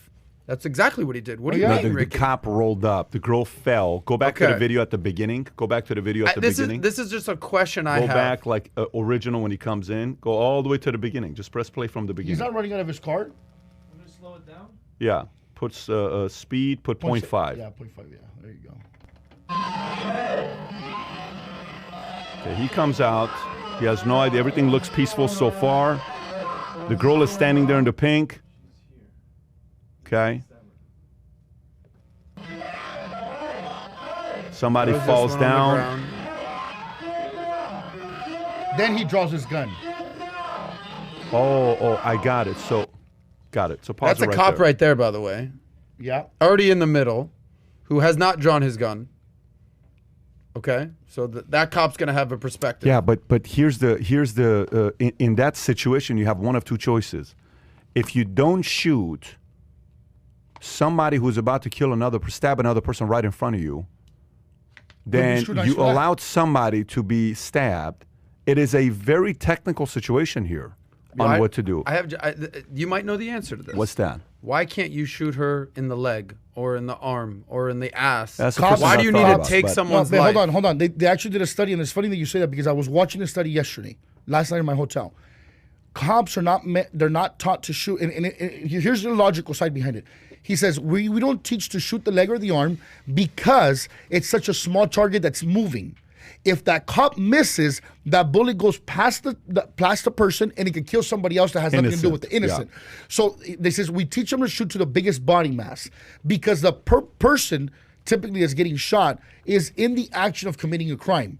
If we go for the leg or the arm, okay, and a moving, he says, and it was interesting what the cop says, he says, people can't even hit targets that are still at a gun range, let alone somebody that's moving around. You shoot towards the leg. That bullet ricochets and it hits an innocent person. Now you're looking at shooting somebody that's innocent. They have to go to the biggest body mass to make sure that those bullets do not go past anybody else. That's a reasonable explanation. That makes sense. But watch. Go to the tweet. Go to the tweet of what Newsom. What Newsom? Not Governor Newsom. There's a tweet that let me see if this. Yeah. So. Bree Newsom said teenagers have been having fights. Who's Bree Newsom, by the way? Huh? Who's Bree Newsom? Bree Newsom. She's an advocate for BLM. Don't click on it because if you do, you're going to lose a tweet. Teenagers have been having fights, including fights involving knives, for eons. We do not need police to address these situations by showing up to the scene and using a weapon against one of the teenagers. Y'all need help. I mean that sincerely. Unbelievable. Go click on it to find that. The fact that she has 1,200 retweets is insane. It's not even that. She's got more than 1,200 retweets. This is a person that's got 467,000 followers. Artist, grassroots organizer, free black woman, scaled 30-foot flagpole, removed South Carolina Confederate flag in protest in June 27, 2015. So she's proud of that. So that's kind of the place where we are right now. So cops now don't get involved in knife fights. Okay, what are you supposed to do? This is one of the reasons why I called Bernard Kerik this morning. Him and I were having a conversation this morning. Bernard Kerik was a former head of the NYPD for years. He was the guy that helped clean New York with Mayor Giuliani back in the days when New York had the whole situation going on. He was the guy. It was not easy being Bernard. You had to be just as strong of a personality to go up against the mob and go up against everybody else. And Kerik was pretty much that scary of a guy in the streets, where if he came out, people knew something was going on. And he sees this. He says, what do you do in a situation like that? So let's talk solutions. Let's talk solutions. Somebody here commented something very interesting. Somebody commented here. Let me read it to you and gave $20. Let me see if I can find this guy. Oh, man, I wish I would. I thought I took a screenshot. Somebody said, okay, here we go. All of the suited and booted, $20. All of this attention on police has an end game of RoboCop coming in and policing the public. This would protect the assets of the rich, much more protection without human emotion, also much more submission. Think about that right there. Okay, so every time a cop comes, LeBron sends a tweet, and LeBron says what? He puts up a tweet that he takes down momentarily because the backlash he got. He puts this saying, "You're next," okay? And obviously, time clock, accountability, he takes it down. Then he has his next tweet. If you want to read out his next tweet, I don't know if you have it or not. If you don't have it, maybe he removed it or not. But he has a couple of he got so much heat for this yesterday. And he says, I'm so damn tired of seeing black people killed by police. I took the tweet down because it's being used to create more hate. This isn't about one officer. It's about the entire system. And they always use our words to create more racism. I'm so desperate for more accountability, right? What an idiot. Yeah, so that's LeBron James on what you got. So how do you solve this? How do you solve this? You know, how do you prevent emotions from taking place? What do you do? Like, you see that one movie where everything is, you know, perpetuating, like right before a crime is about to happen. Minority Report where they catch you. Yeah. You know, is the solution having billions of cameras on the streets, which we already have, but I'm talking like the government having billions of cameras on the street? Is the solution more surveillance? So what are you really asking for, right? The same person that said, you know, teenage black kids have been using knives for the long eons, leave them alone, let them handle in the streets themselves. If you go back and read what she says, she's for getting rid of cops and letting communities take care of themselves without cops being involved. Is that really the right solution? Is technology the solution? Yeah. Is more control the solution? Is more cameras the solution? We were reading a book this month called The Speed of Trust, and I had my executives reading this book. And in the book, it talked about what TSA did. When TSA came out in 2001, November of 2001, right after 9/11 happened under President Bush administration, they came out with TSA. They said what ended up happening is it used to take 30 minutes for you to get on your flight when you would go to the airport. Now it's 90 minutes. Because we don't trust more, it's now 90 minutes to go on a flight than it used to be 30 minutes of what people used to do. So they took 60 minutes away from people that are busy, trying to be productive, trying to work, trying to get to their places, simply because we don't trust. So if we go in the direction of trying to find a solution for this, it's going to have to come up at a price of giving up something. Is that giving up your freedom of being monitored and watched nonstop? Is it more camera? Is it, RoboCop type of deal? Are we going and having, these what do you call it? Robot type of, the whole RoboCop things being placed everywhere that's seeing what's happening? What becomes a solution for something like this? I don't know what the solution is, but something that just kind of crossed my mind. I don't think we need more cameras, more surveillance. I don't think we need more Big Brother. I don't think we need a George Orwellian 1984 type situation. That's not what I think. But getting back to the LeBron thing and the accountability, I wonder, and this is something I probably never even said out loud, and I just kind of thought about it, but imagine if that girl would have actually stabbed the other girl. Black on black. That would have been a black on, like if she would have died, that would have been a black on black crime, right? Would have LeBron said anything? No. Would anyone have said anything? No.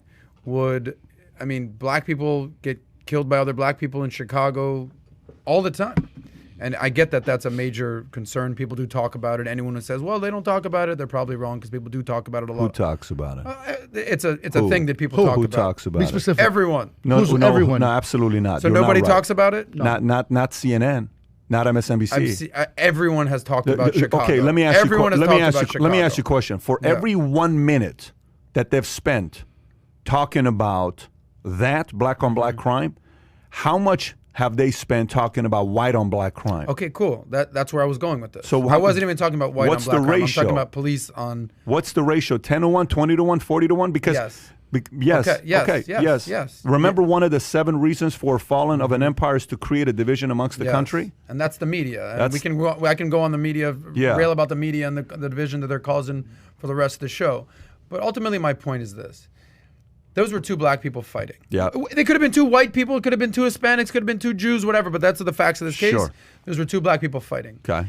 If the one bigger black girl killed the skinnier of the black girl, where would have been the outrage? Where would have been the... There wouldn't have been any. You wouldn't even heard about it. That's my point. That's ultimately my point. That's why I said I'm probably saying something that people have been like, whoa, what the fuck's he talking about? So... That's point number 6. The reality is, what's worse? What's worse? A civilian killing another civilian, black on black crime in this particular instance, or a cop rolling up, quote unquote, doing his job and killing the person... the perpetrator in this case, who has a weapon in her hand, and he already says, back up, back up, back up. So one way or another, someone was going to die. What's worse, the one girl killing another girl or the cop killing the person? Socially? I'm just saying that's the reality of the situation. No, there's different angles. Socially or justice or justice-wise? I'm posing the question, but the reality is, brother, if she had a knife and she would have stabbed her... No, that's not... Is it justice or is it socially? Is it justice or is it socially? Is it just, if you're talking about justice, what's worse, or is it socially what's worse? Because we're obviously seeing what socially is the worst thing. They're calling him a racist, and that now. See, I don't think he's a. Look, I don't think he's a racist. He just rolled up and he saw some. I don't know this person. Nobody knows him. The facts will kind of play out. I think he was put in a difficult situation, like I talked about initially. Cops who are 25 years old. The guy looked pretty young. He might be 30. I don't know. They're asked to de-escalate situations. They're asked to be negotiators. They're asked to be paramedics and EMTs, and they're asked to do so much. And in the middle of all that, and you gave a great explanation of why he had to shoot for the body and kill somebody, they're asked to do so much. So You can't just say, oh, he's racist. He's white. He killed her. He's racist. No, she had a knife in her hand, bro. So I'm just posing the question, like, someone was gonna more likely die. Like if he would have stabbed, if she would have stabbed the other girl, it would have just been another. It would have been another story in the newspaper. No big deal. Because a cop did it. No one would. It's the front page. So okay. So this is now leading me to one area of the freedom that we have in America that's becoming problematic lately. By the way, somebody said a couple things here.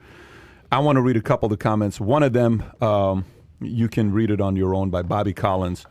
He's not happy what you said. He says, I love you, but you're, how can you question this clear video? But the George Floyd was a clear day, clear as day. Bobby Collins is calling you out. And then, calling you out. Saying clear as day what? Clear as day video, what happened with George Floyd. And another person said. So, video, no, hold on. The video that was shown by the media or the actual videos by the jurors? Here, read this comment right here. And Adam is I love you, but how can you question this clear video, but the Floyd was clear as day? I don't understand. Yeah, maybe. I get what you're saying. He's saying, but here's in by the way, who won the poll? What was the percentage of thumbs up versus thumbs down? It's 3-1. Okay, I'm not a fan. Agree with the verdict. I'm not a fan. 66-33. I'm not a fan. 1/3, 2/3. Is what? A third say they disagree with the verdict. Okay. 2/3 agree with the verdict. Okay. Well, from this audience, 2/3 saying that he's innocent. That's pretty impressive. Yeah, but hold on. You can, and this is the reality behind things. Just because a lot of the mass agree doesn't mean it's right. Okay, so maybe here. Remember this: the majority of people are waking up. Why do you want to defend Chauvin so bad? I'm not defending. Listen to me. Listen to me. Yeah. Most of people wake up in the morning. They make their coffee, they make their breakfast, they go to work, they send their kids to school, they come back and they have after school activities. The majority is most people, both on the right and the left, are not sitting there doing their homework on this. All they watched was shown to them on the media. That's the reality behind things. So you can still be, you can be on one side of the political spectrum and still believe the narrative that was pushed. I'm not defending anything. I'm talking about in general. You can believe the narrative that was pushed. Because right now, there's a narrative being pushed by LeBron James and this other lady, whatever her name was, that was a little innocent girl that is mostly a peacemaker, like her mom says, stabbing another girl. And if you don't look into it, you'll believe that. So I don't care if the masses believe something. The reality is there is another video with another angle with the man having his knee on his back. That is reality. That you don't like it because here Mark Twain said it's easier to fool people than to make them. It is easier to fool people than to convince them they have been fooled. Okay, that's what Mark Twain says. Is the fact that you can still be on one side of the political spectrum and believe what was pushed on you on both sides because you don't know the truth. So the truth is you don't know the truth. So to think that something's clear as day, no bullshit. No, it's not clear because you don't know the other side because you haven't done your homework on it. So now on this side, what the gentleman was trying to tell you was on one side, you're like, yeah, he killed him. You see a knife and somebody's being stabbed and you're like, well, I don't know. Why did you just get off and bang, bang? Like that doesn't, I understand where he's coming from. Like now, I don't know what this guy's point was. His point is that on one is clear as day and this was not clear as day. My point is that on one you're clear and you're set stone that it was wrong. I didn't say anything was clear. But you see a girl right here almost getting stabbed and you're not clear about it. Bro, I just said I don't like this. Is a very fast video. She has a knife in her hand. That's all we know. Oh, that's all. So it's not going in a certain direction. It's not aiming at somebody, right? Yes, Ricky. Okay. It was aimed at the other girl. I just basically said someone was gonna get murdered the other way. Bro. No, you didn't. Ricky, stop it. Stop it, bro. I don't know your point here. Let me read this other one. Somebody said, why don't you just tase them instead of shooting them? Jimmy Kalut said, why don't you tase her instead of shooting her? Because it goes back, Pat. Yeah, the whole protocol. You're right, but you have a little girl. What if she was on the other side of the knife? Would you want to tase her or a gun? No, there's no question about it. That's what I'm saying. It's easy to take. Absolutely. I'm just reading the comment. A person said, I know. Drew Mega just said, as a son of two Jamaican parents, I think the cop was justifiable. He saved her by milliseconds. He's more of a hero than a villain. He's not a villain at all. Yeah, Mark the Mariner, cop shoots, girl attacking dies, girl saved, cop doesn't shoot, girl dies, attacker dies, other people possibly injured or killed, cop possibly dies or is injured by a deadly weapon. You know who the most important perspective on this entire thing is? What's that? Who's the most important perspective that we want to hear of? Out of this entire situation? No. Who? The girl that's about to get stabbed. I'd love to hear what she has to say. That would not be a bad idea, actually. I would love to hear what she has to say. See if Alan can get a hold of her. Okay. See if Alan can get a hold of her. That's the person we need to hear from. If she says, no, I was about to get killed, the cop saved my life, that's an interesting perspective. But if by chance she says, no, the cop came in, he didn't have to kill her, she was my friend, we had a little fight, that's a totally different perspective. Damn, that's crazy. I've had little fights with my friends, none of them try to stab me. That's crazy. Okay, well, I mean, good. Congratulations on having friends that aren't stabbing you. The only people... I don't know what happened there. The point is, the one perspective we do need to hear from is the girl who's you need a perspective. got stabbed. You need a perspective after watching the video? It's funny, you don't need a perspective with Chavino, but now you need a perspective here. I don't know why you're so focused on defending Shav. I'm not defending anybody. Because you're basically saying, well, his knee was on his back, so it's okay. Well, his knee is still on his goddamn back. It's a huge difference for his knee on his neck. Not when you're pinned on the ground and against the curb. You're acting like, well, his knee was on his back, so no big deal. Ricky did say, if you got a guy in handcuffs, why are you putting a knee on the guy's back? Ricky already said that earlier. Well, you're basically saying, because, okay, you did say that, but you're also saying if his knee was on his back, it's not a big deal. You're super adamant about it. Is a big deal. All I'm saying is you're super adamant about one, but you're not adamant about the other. Why do you need a perspective? If somebody's getting stabbed, I don't need a perspective. I'm going to shoot the person that's possibly going to be harming the other person. There's no perspective to look at. The girl has a knife, and she held back.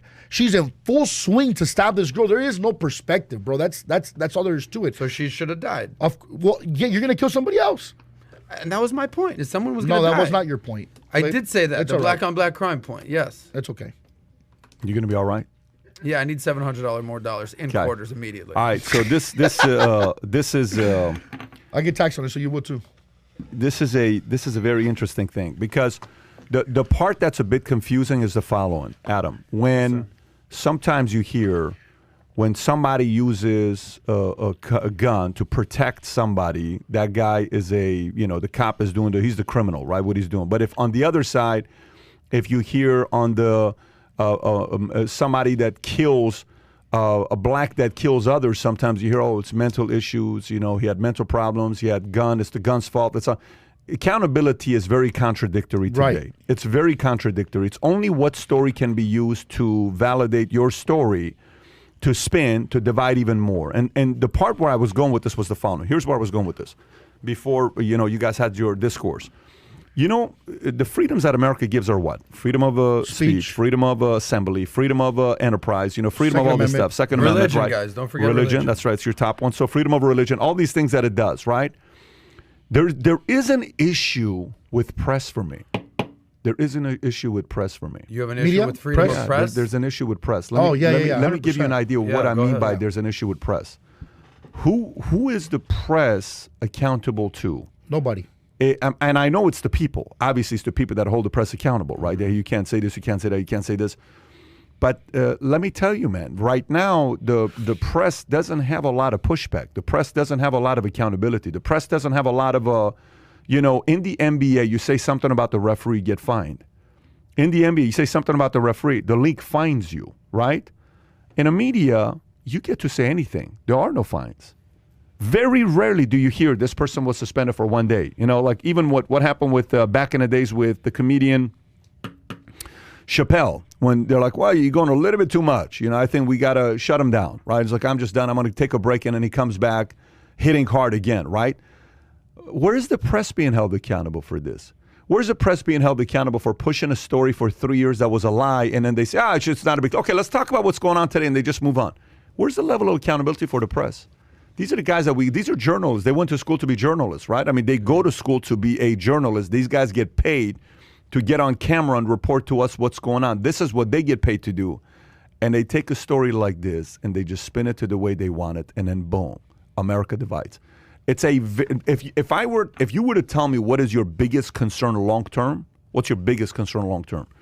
That Bree Newsom that said, well, all this stuff, racism, we'll be using knives against each other for eons, just kind of leave us alone. Or AOC that goes out there and says, this is just an injustice that's taking place. And LeBron, hey, who's next? You're next. This is a person like LeBron with the kind of influence you got to put the guy's picture. Mm-hmm. And you say, you're next. You put the guy's picture there. It was an emotional dumb move by LeBron. By the way, that's somebody's life. But he's not going to get suspended. Mm-hmm. Twitter's not going to go do anything to him. And that's okay. Why? So the level of accountability is not... He potentially put this man in life in danger. Do you realize that's somebody's kid as well that we're talking about. You put his picture on blast saying you're next, not saying anything like, you know, hey, it's unfair what happened today, you know, you're next. In the world of what your next means to a lot of people, your next has a lot of interpretations. And by the way, to the wrong person who's a diehard LeBron fan and says, you know what, yeah, you're next. Let me find this mother, you know. You got to be careful. So I think same thing with a diehard Trump fan when they do all that. Well, no, but he was held accountable, though. That's true. So, but he's not held accountable. We'll see. What do we mean we'll see? We'll see if He's done this, wait. What do you mean we'll see? times. The tweet's already happened. Okay. Well, He's done this multiple I don't times. think anything will happen, but we'll see what happens if LeBron. No, buddy, nothing is going to happen. You're likely, but back to your initial point. Yeah, you went from press to LeBron. I think just how like when Trump tweets something and you know the fact check and everything that happened with that. I think there does need to be a clear distinction these days between fact-based journalism and opinion-based journalism. So I think if we're going to go there, I think when Hannity does a show or when Don Lemon does a show, it should say opinions of this person or opinion journalism. Or when Wolf Blitzer does a show or when Neil Cavuto does a show, these will say fact. Tucker. Okay, I mean, Everybody. Tucker is opinion. Yeah, of But course. there's certain journalists who are fact-based and there's certain journalists who are opinion-based. And there was no clear distinction for a long time. And I think at this point, like if you do the Fox News hour between Laura Ingraham, Tucker Carlson, Hannity, these are all opinions. Even the five, these are all opinions. Yeah. Same thing for CNN. You got Cuomo, you've got Brooke Baldwin, and you've got these are all opinions. These are not fact-based journalists. I don't know. In the Wall Street Journal, though, USA Today, you do have to retract statements. Let me ask you a question. You think if we went on a 5-year diet of showing stuff on the news, recognizing unifiers, recognizing voice of reason, recognizing people that are willing to sit with opposing side and have a debate or discourse, you think people would be inspired to want to be that more versus if we turned a divider like LeBron into a hero? If we turn dividers into heroes, everybody looks at the playbook and says, I want to also be a divider. Because that's who we're turning into a hero. Kids are growing up saying, I want to be a divider because that's what pays. I want to be a divider because that's what celebrity. I want to be a divider. I think you disagree with that. I don't think anybody says, I want to be a divider. I think they say, I want to stand up for what I believe. And based on those beliefs, there's a difference between standing up for what you believe. You're gonna pick a side. Listen, nobody says I want to divide people. Listen, I'm a Christian. I consider myself a Christian. Okay, but you have no idea how skeptical of a Christian I am. You have no idea. So I don't sit there. If you ask any of the Christian mentors of my life, what is it like when you talk to Pat? They'll tell you. This guy's like, what about this and what about this and what about this and what about this and what about this and what about this and what about this? I don't sit here and say, no matter what, Dude, reason. Because you're a reasonable person. But what I'm saying is we need to recognize that element in the world to get more kids to also want to reason. That is what we're not recognizing enough of. Recognizing the hero that's sitting there saying, I don't know, versus that's not fair, jumping to conclusion, emotion, turn him into a hero, I want to be like him. So no. I think it's a great idea. Yeah, how do you implement that? How do you implement? No, it's not going to happen. It's not going to happen. It It's not about sell. how you implement It doesn't that. sell. Yeah, it's not going to happen because it doesn't match the narrative. There's no way that'll happen because it doesn't match the narrative. It's no way in the world there's something that's going to sit there and say, well, no, we can't do that because we're not pushing our agenda more. We're not pushing our agenda more, pushing our agenda more. I'm going to make my prediction to here today. You know what else happens every time there's a possibility of an empire falling? You know what else happens every time there's a possibility of empire falling? Guess what happens? Every single time history repeats itself and crap like this happens, guess what happens? A whole new wave of leaders are born. Yeah. Every time. Every time. A guy who's tatted up, who has the background that he has, gets inspired. He and I meeting, you were never into any capitalism, politics, anything. No. Ricky was a guy to himself, and now Ricky's out there, voice being for the Latino community. Why? Because he's sitting there saying, I can reason with this. You're going to see the kind of leaders that are going to be raised up the next 10, 20 years, like we've never seen before. Like we've never seen before. But the direction we're going right now, America's naive if they don't see how we're being divided right now. Pure pathetic what they're doing to us right now. Pitting people against each other. You cannot fall for it. unfortunately, America's falling for it. And when you say they, are you talking about the media Who else would it specifically? be? Who else would it be outside of the media? Media and politicians. Who else would it be? Media and politicians. People with voices and perspectives. Not- LeBron's not media. LeBron's not a politician. LeBron is absolutely media. Yeah. LeBron is media. So anybody's media at this LeBron owns point. a media company. He raised $100 million. Greenhill. What do you mean he's not media? So, okay, is Anthony Davis media? Like, if we're going to go there. Who's Anthony Davis? That's a role model. Okay, so That's a role just model. because so was LeBron media before he had a media company? LeBron's probably been media for the last 5 years because he's been a guy that's So if you have a big voice, you're media. Yeah, that's influence. So you can be on social media and you can be media, right? Is that what you're saying? You could be media, but Yeah. you gotta use your platform to bring people to the center to have a discourse. Like, people say, Pat, the day you fire Adam is the day I watch the podcast. Yeah, you're an idiot for saying something like that. What do you mean the day I fire Adam, I'm going to be on the podcast? I cannot believe you gave a socialist a platform and you brought Dan Price on. I'm going to bring him on again. I can't believe you brought Richard Wolff, socialist professor who believes in socialism and wants to make America socialist. Why would you bring him on your show? I'll bring him 50 more times. I'll bring him 50 more. Why would you have a conversation with a communist Slavoj Žižek? Because that's how we are able to reason and see leaks in the argument. And then you get to make a decision for yourself. But that's not what it is today. Today, it's let me just bring everybody that's on my side to validate my point. Not the other way around. We need a little bit of resistance. Unfortunately, we're not getting a lot of resistance today. Anyways, how about we talk about Elon Musk, the story of Elon Musk for Entrepreneur Magazine, to go to a little bit of a different kind of a story. All right, here we go.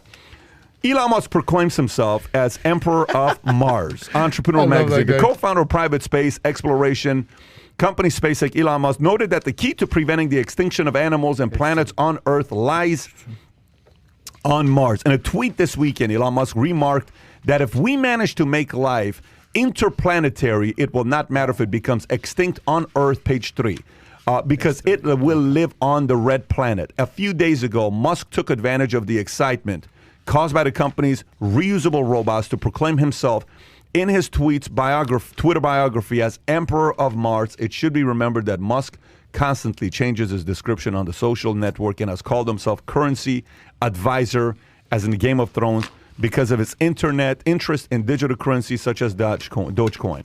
So, Adam, what are you thinking about Elon Musk being the Emperor of Mars? Kai, real quick, give Ricky your notes. He's got the notes from Stossel. I was wondering nobody would follow. Go ahead, change with him. Number one, shout out to Earth. Shout out to Earth. It's probably my favorite planet that I've ever been on. Shout out to Earth. Today is Earth Day. So I know that Elon Musk is obsessed with Mars, and kudos to him for that. And I know that he's the proclaimed Emperor of Mars, and respect. I know that he's banging Martians, and he turned his girlfriend into an alien. I get it. But just shout out to Earth. Why do you keep saying that? What do you mean by that? Well, have you not seen what she looks like? I sincerely don't know what you mean. Okay. You don't know what alien... No, yes, I know what an alien... Kai, pull up our friend... what's her name again? Grimes. Pull up Grimes. This is Elon Musk. I think he's a... Let me give you the... To use a Dogecoin reference. That's his girl. That's his girl. Yeah, you into that? Ricardo? Not myself. No, down in Michoacan, this is how you get down or no? Okay, I didn't think so. So let's give the different sides of Dogecoin. He's a visionary. He's a dreamer. He's a big thinker. He's an absolute billionaire. Respect. He's toying with people, though, saying I'm the Emperor of Mars. But I think he also... I love it, though. He might be toying with people, but I also think he does have some sort of a God complex. We talked about that last night. I think he's getting a little too otherworldly for his own good. I think he's doing a lot of good things. I'm an Elon Musk fan, but I do think he's kind of getting out there. But you know what, though? But you know what? Here, I don't think nobody should be a self-proclaimed God. I don't think he's even made that statement. But he did say he's the Emperor of Mars. No, being an emperor and consider yourself a god are two different things. I said he's got a God complex. Okay, what I'm getting, bro, in order to do what this man has done, you gotta be nuts.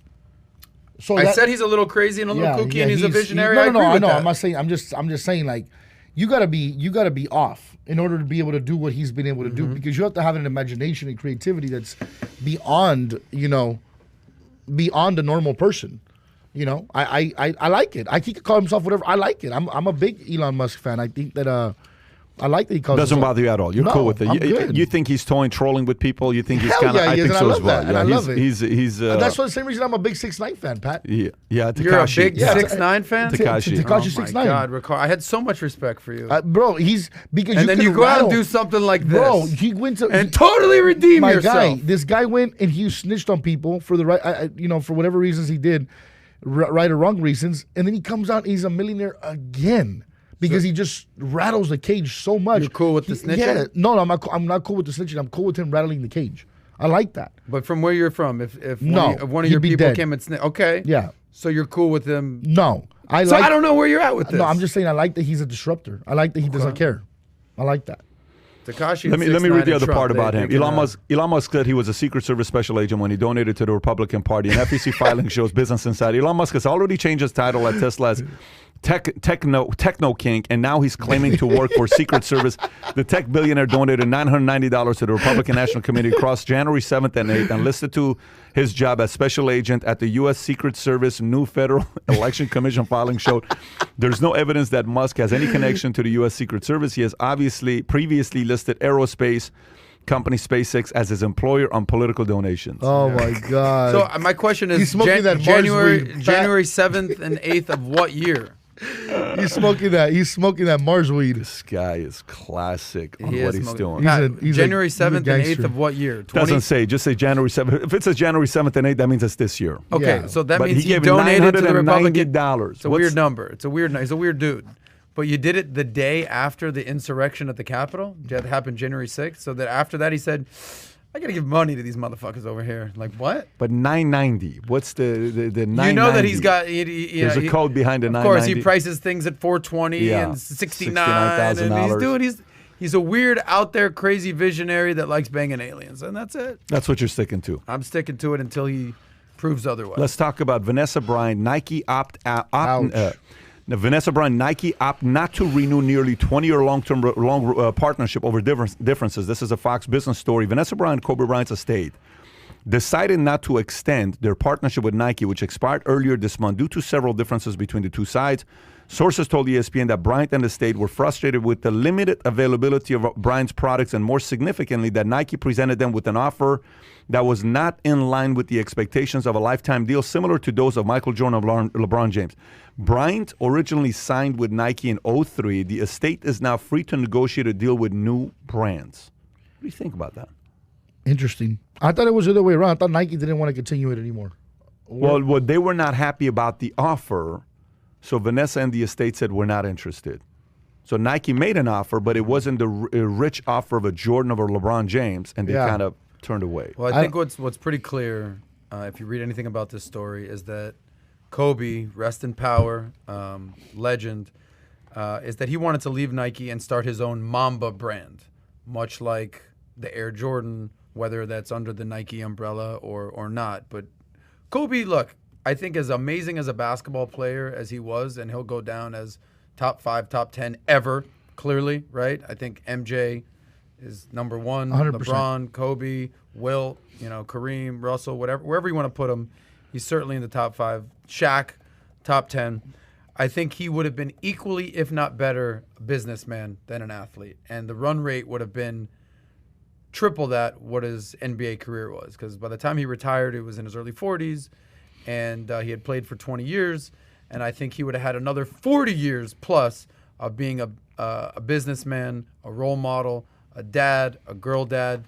I actually would have respected his business acumen more than his basketball acumen, because I think he would have changed the world business-wise. And given an example, so back to this, I think he had a set of beliefs that he wanted to abide by. I think obviously Vanessa and the family knew about it, and I think, don't be shocked if a Mamba brand comes out. That's all I'm saying.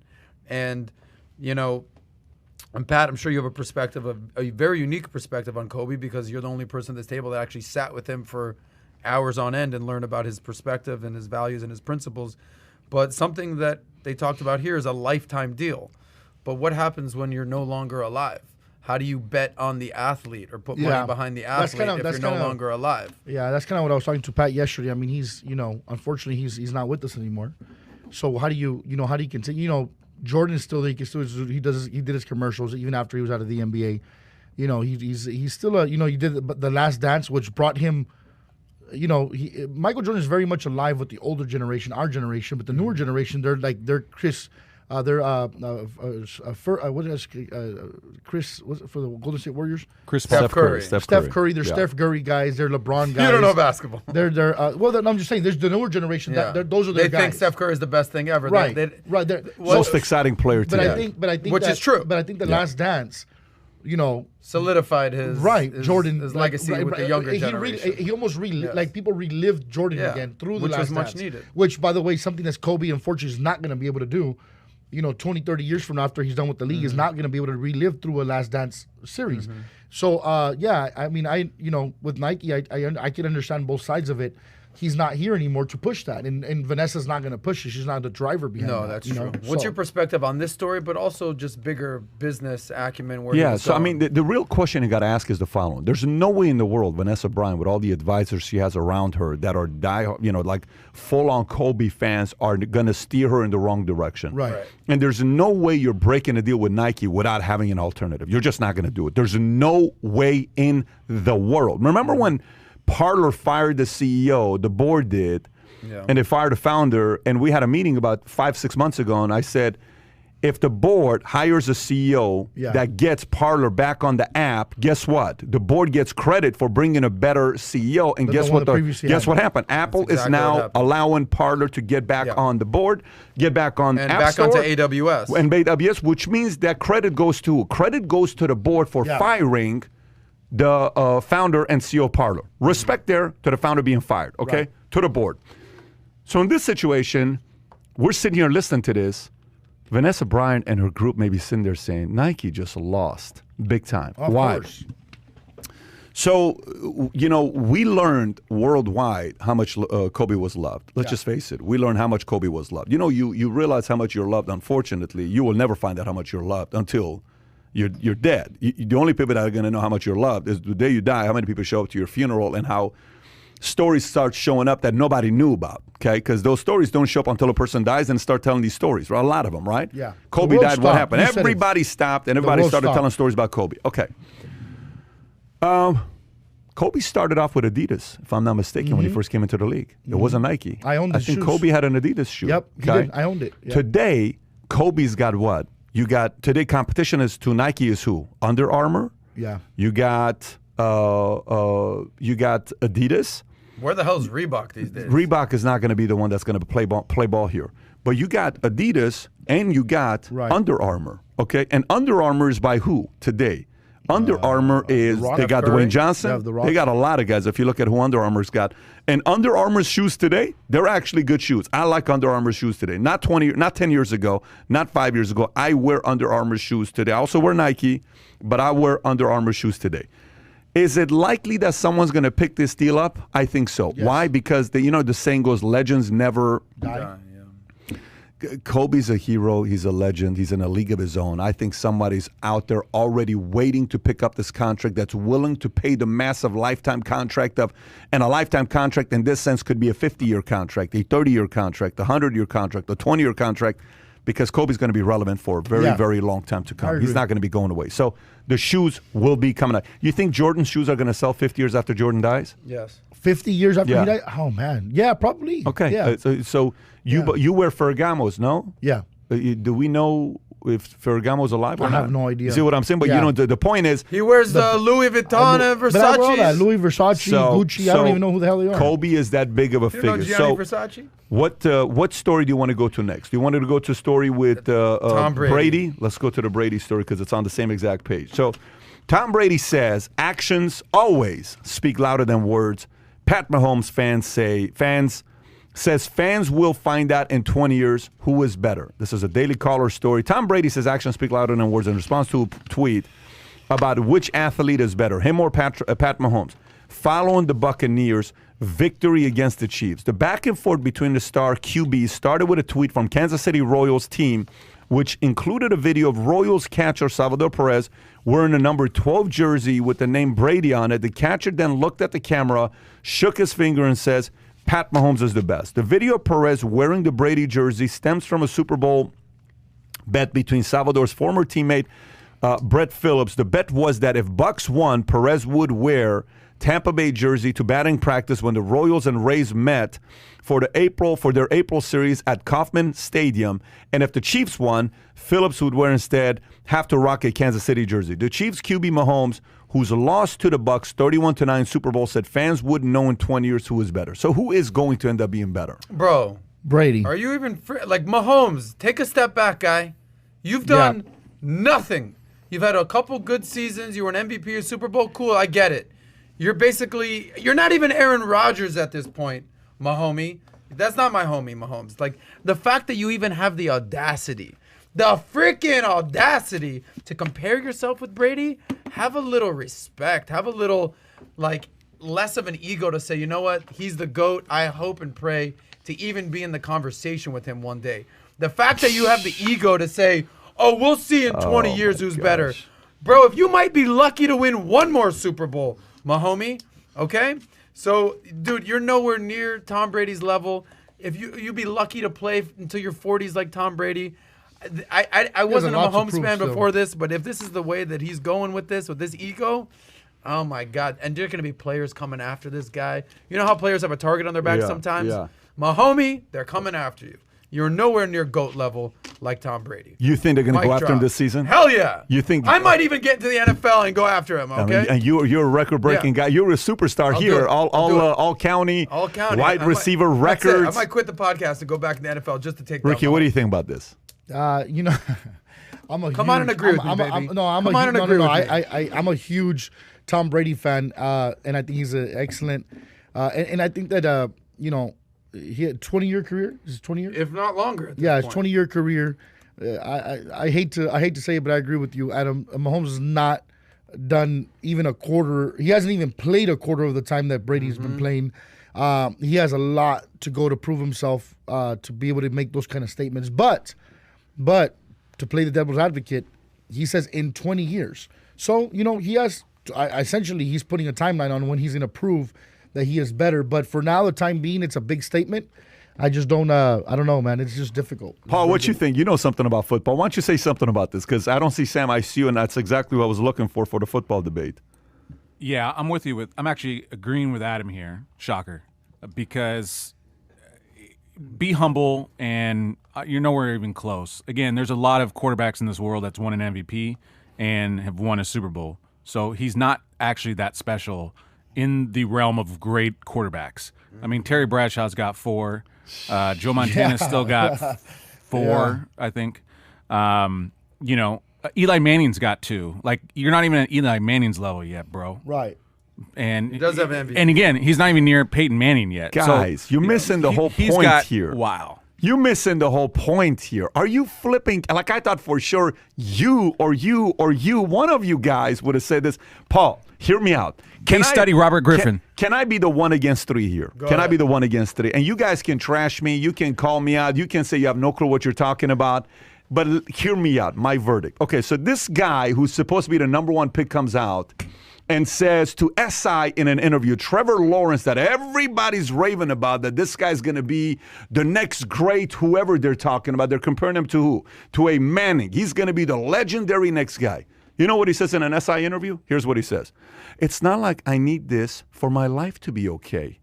I want to do this because I want to be the best I can be. I want to maximize my potential. Who wouldn't want to? You kind of waste it if you don't, right? What the hell are we talking about the #1 pick? Then everyone comes out and says, this guy doesn't have a chip on his shoulder, right? He doesn't have a chip on his shoulder. No chip on his shoulder. Okay.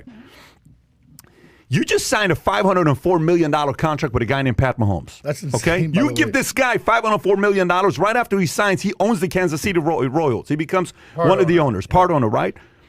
And this guy has the audacity to go up against the greatest of all time. Do you realize if I'm sitting there as an owner, just pay this guy $504 million, my biggest concern is this guy can do everything and anything. He still wants to go after the guy. We got the right guy in our corner. I don't care whether he's right or wrong.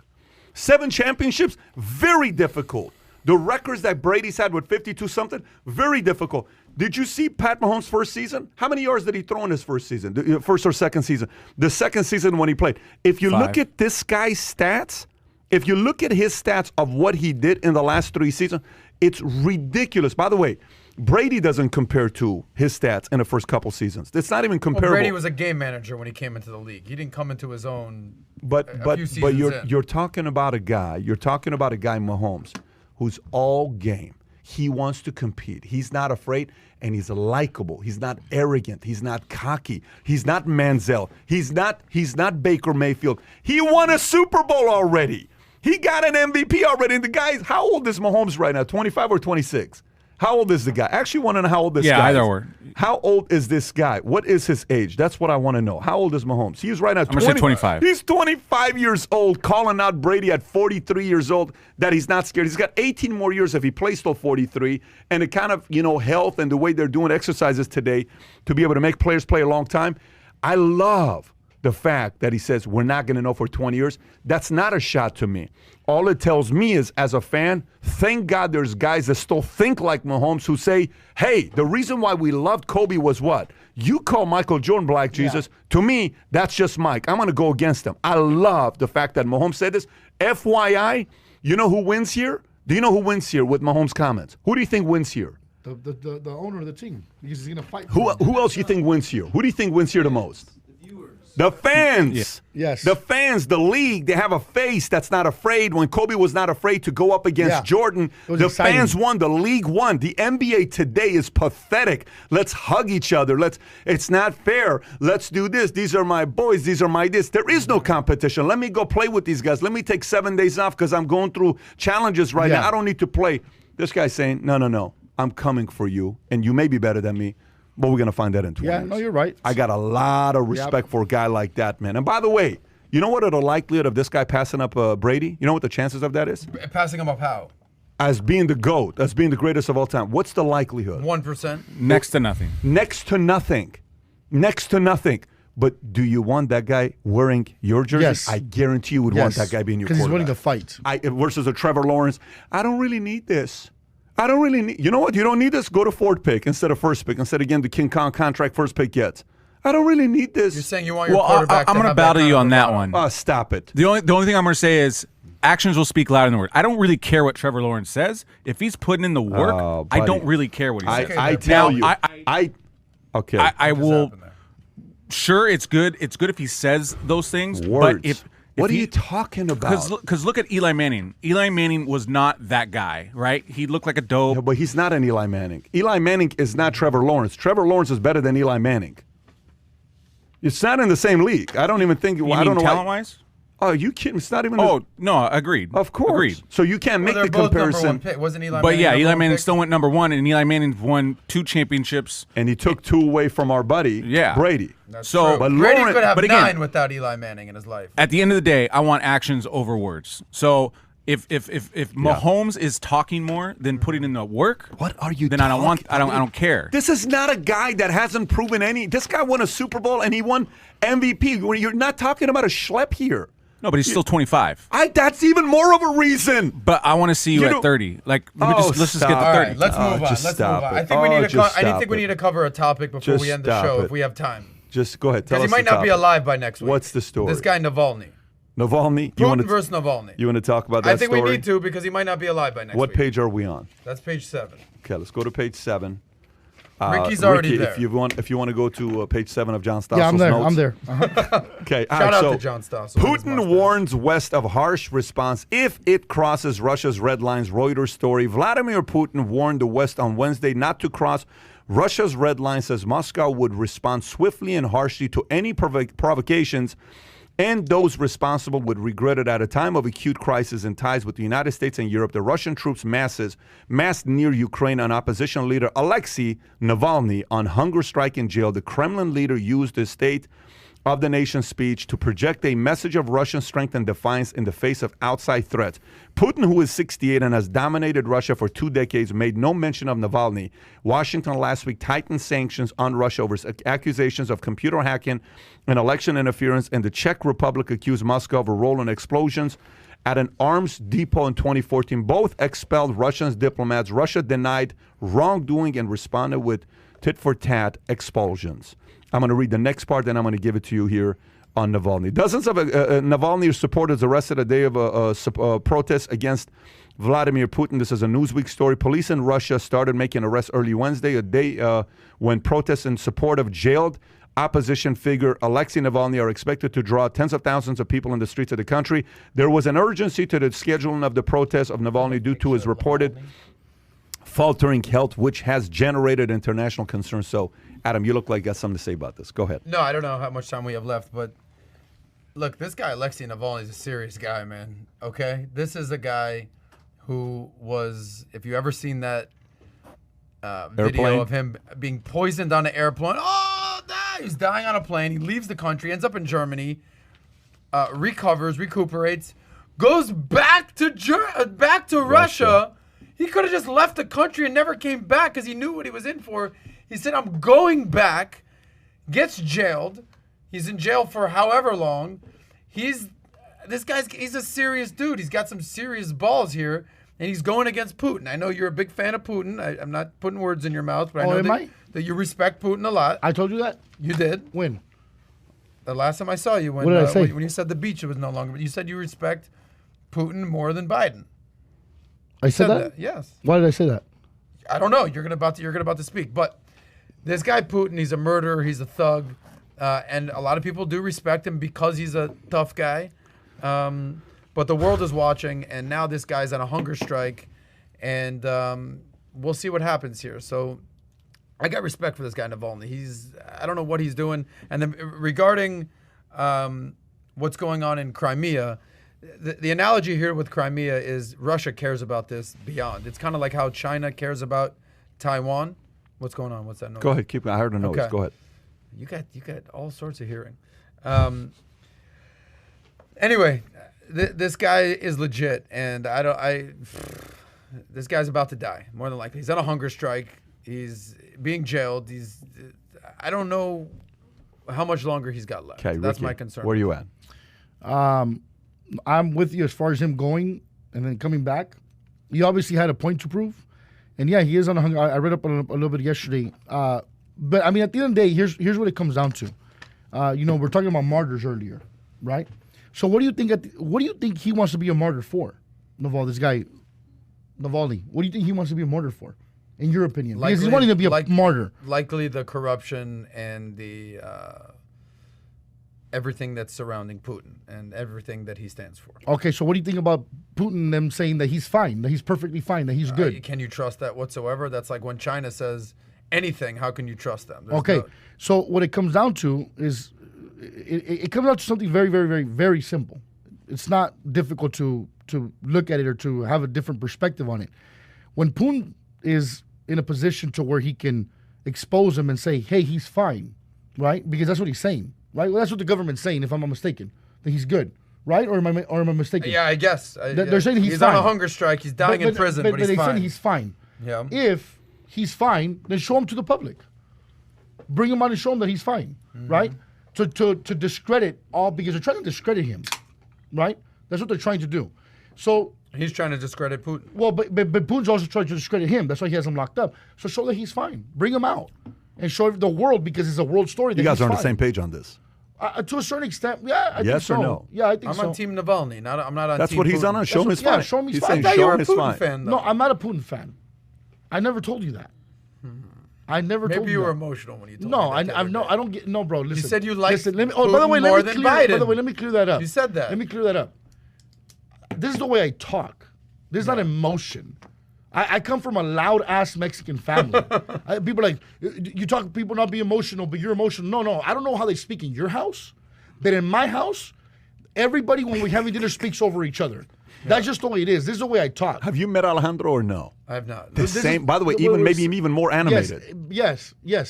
Yeah, Alejandro stands up and runs around, and he's like, that's your brother. Yeah, it's my brother. But I make. I look forward to meeting your brother. I make logical. I make logical points. He's a good guy. But this is what people are like. It's funny because I always, even when I do lives, you're telling people not to be emotional, but you're emotional. I don't know how it is in your household, but in my household, everybody yells.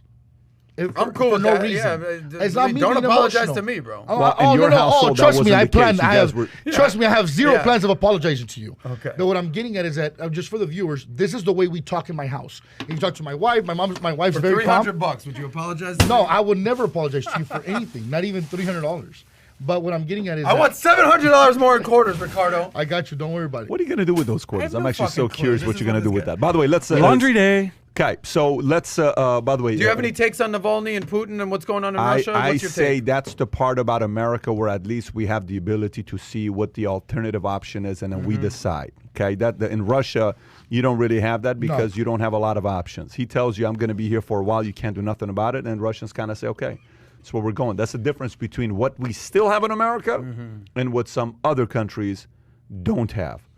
It's the benefit of how America was founded on. Okay, Kai, if you want to pull up, we got a video from our buddy Tom Zenner, who has not been here this week, but he's got a video for us with VT Post I want to share with you guys. VT Post stories this last week was probably one of the most fiery weeks ever on VT Post. If you haven't yet, that's my dad and I. Somebody sent this to me. So Tom's got a message for us here from, where is he at? Is he at Manhattan Beach rubbing it in? He's in Manhattan Beach paying an additional 13.3% taxes and looking the way that he does. Tom, what do you got to tell us, Tom? What's up, Pat, Ricky, Adam, Kai? How you guys doing out in Boca? Nice day brewing here in California. I got you guys. Great podcast today.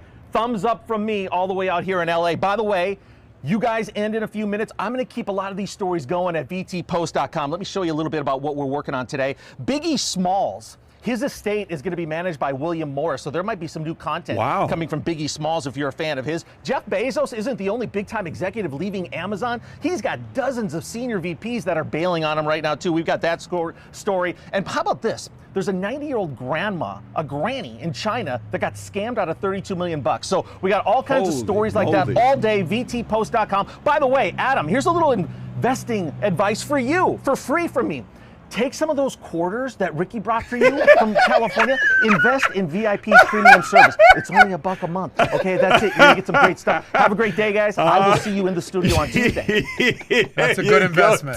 I'll tell you what. I'll take his investment. Anyone who wants, submit your name. Whoever's not submitted to vtpost.com and wants to be, it's $1 a month. Yep. You have $300 in quarters on me. I will donate that money. So whoever submits their name, you can send an email to Kai. Maybe you could speak up.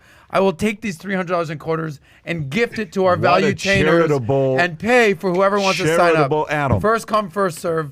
And I'll have $700 more in quarters to donate as well. How about that? Well, gang, this has been great. Ricky, good to have you back on. Yes, sir. Thank you for having me back. As usual, great debate, great discourse.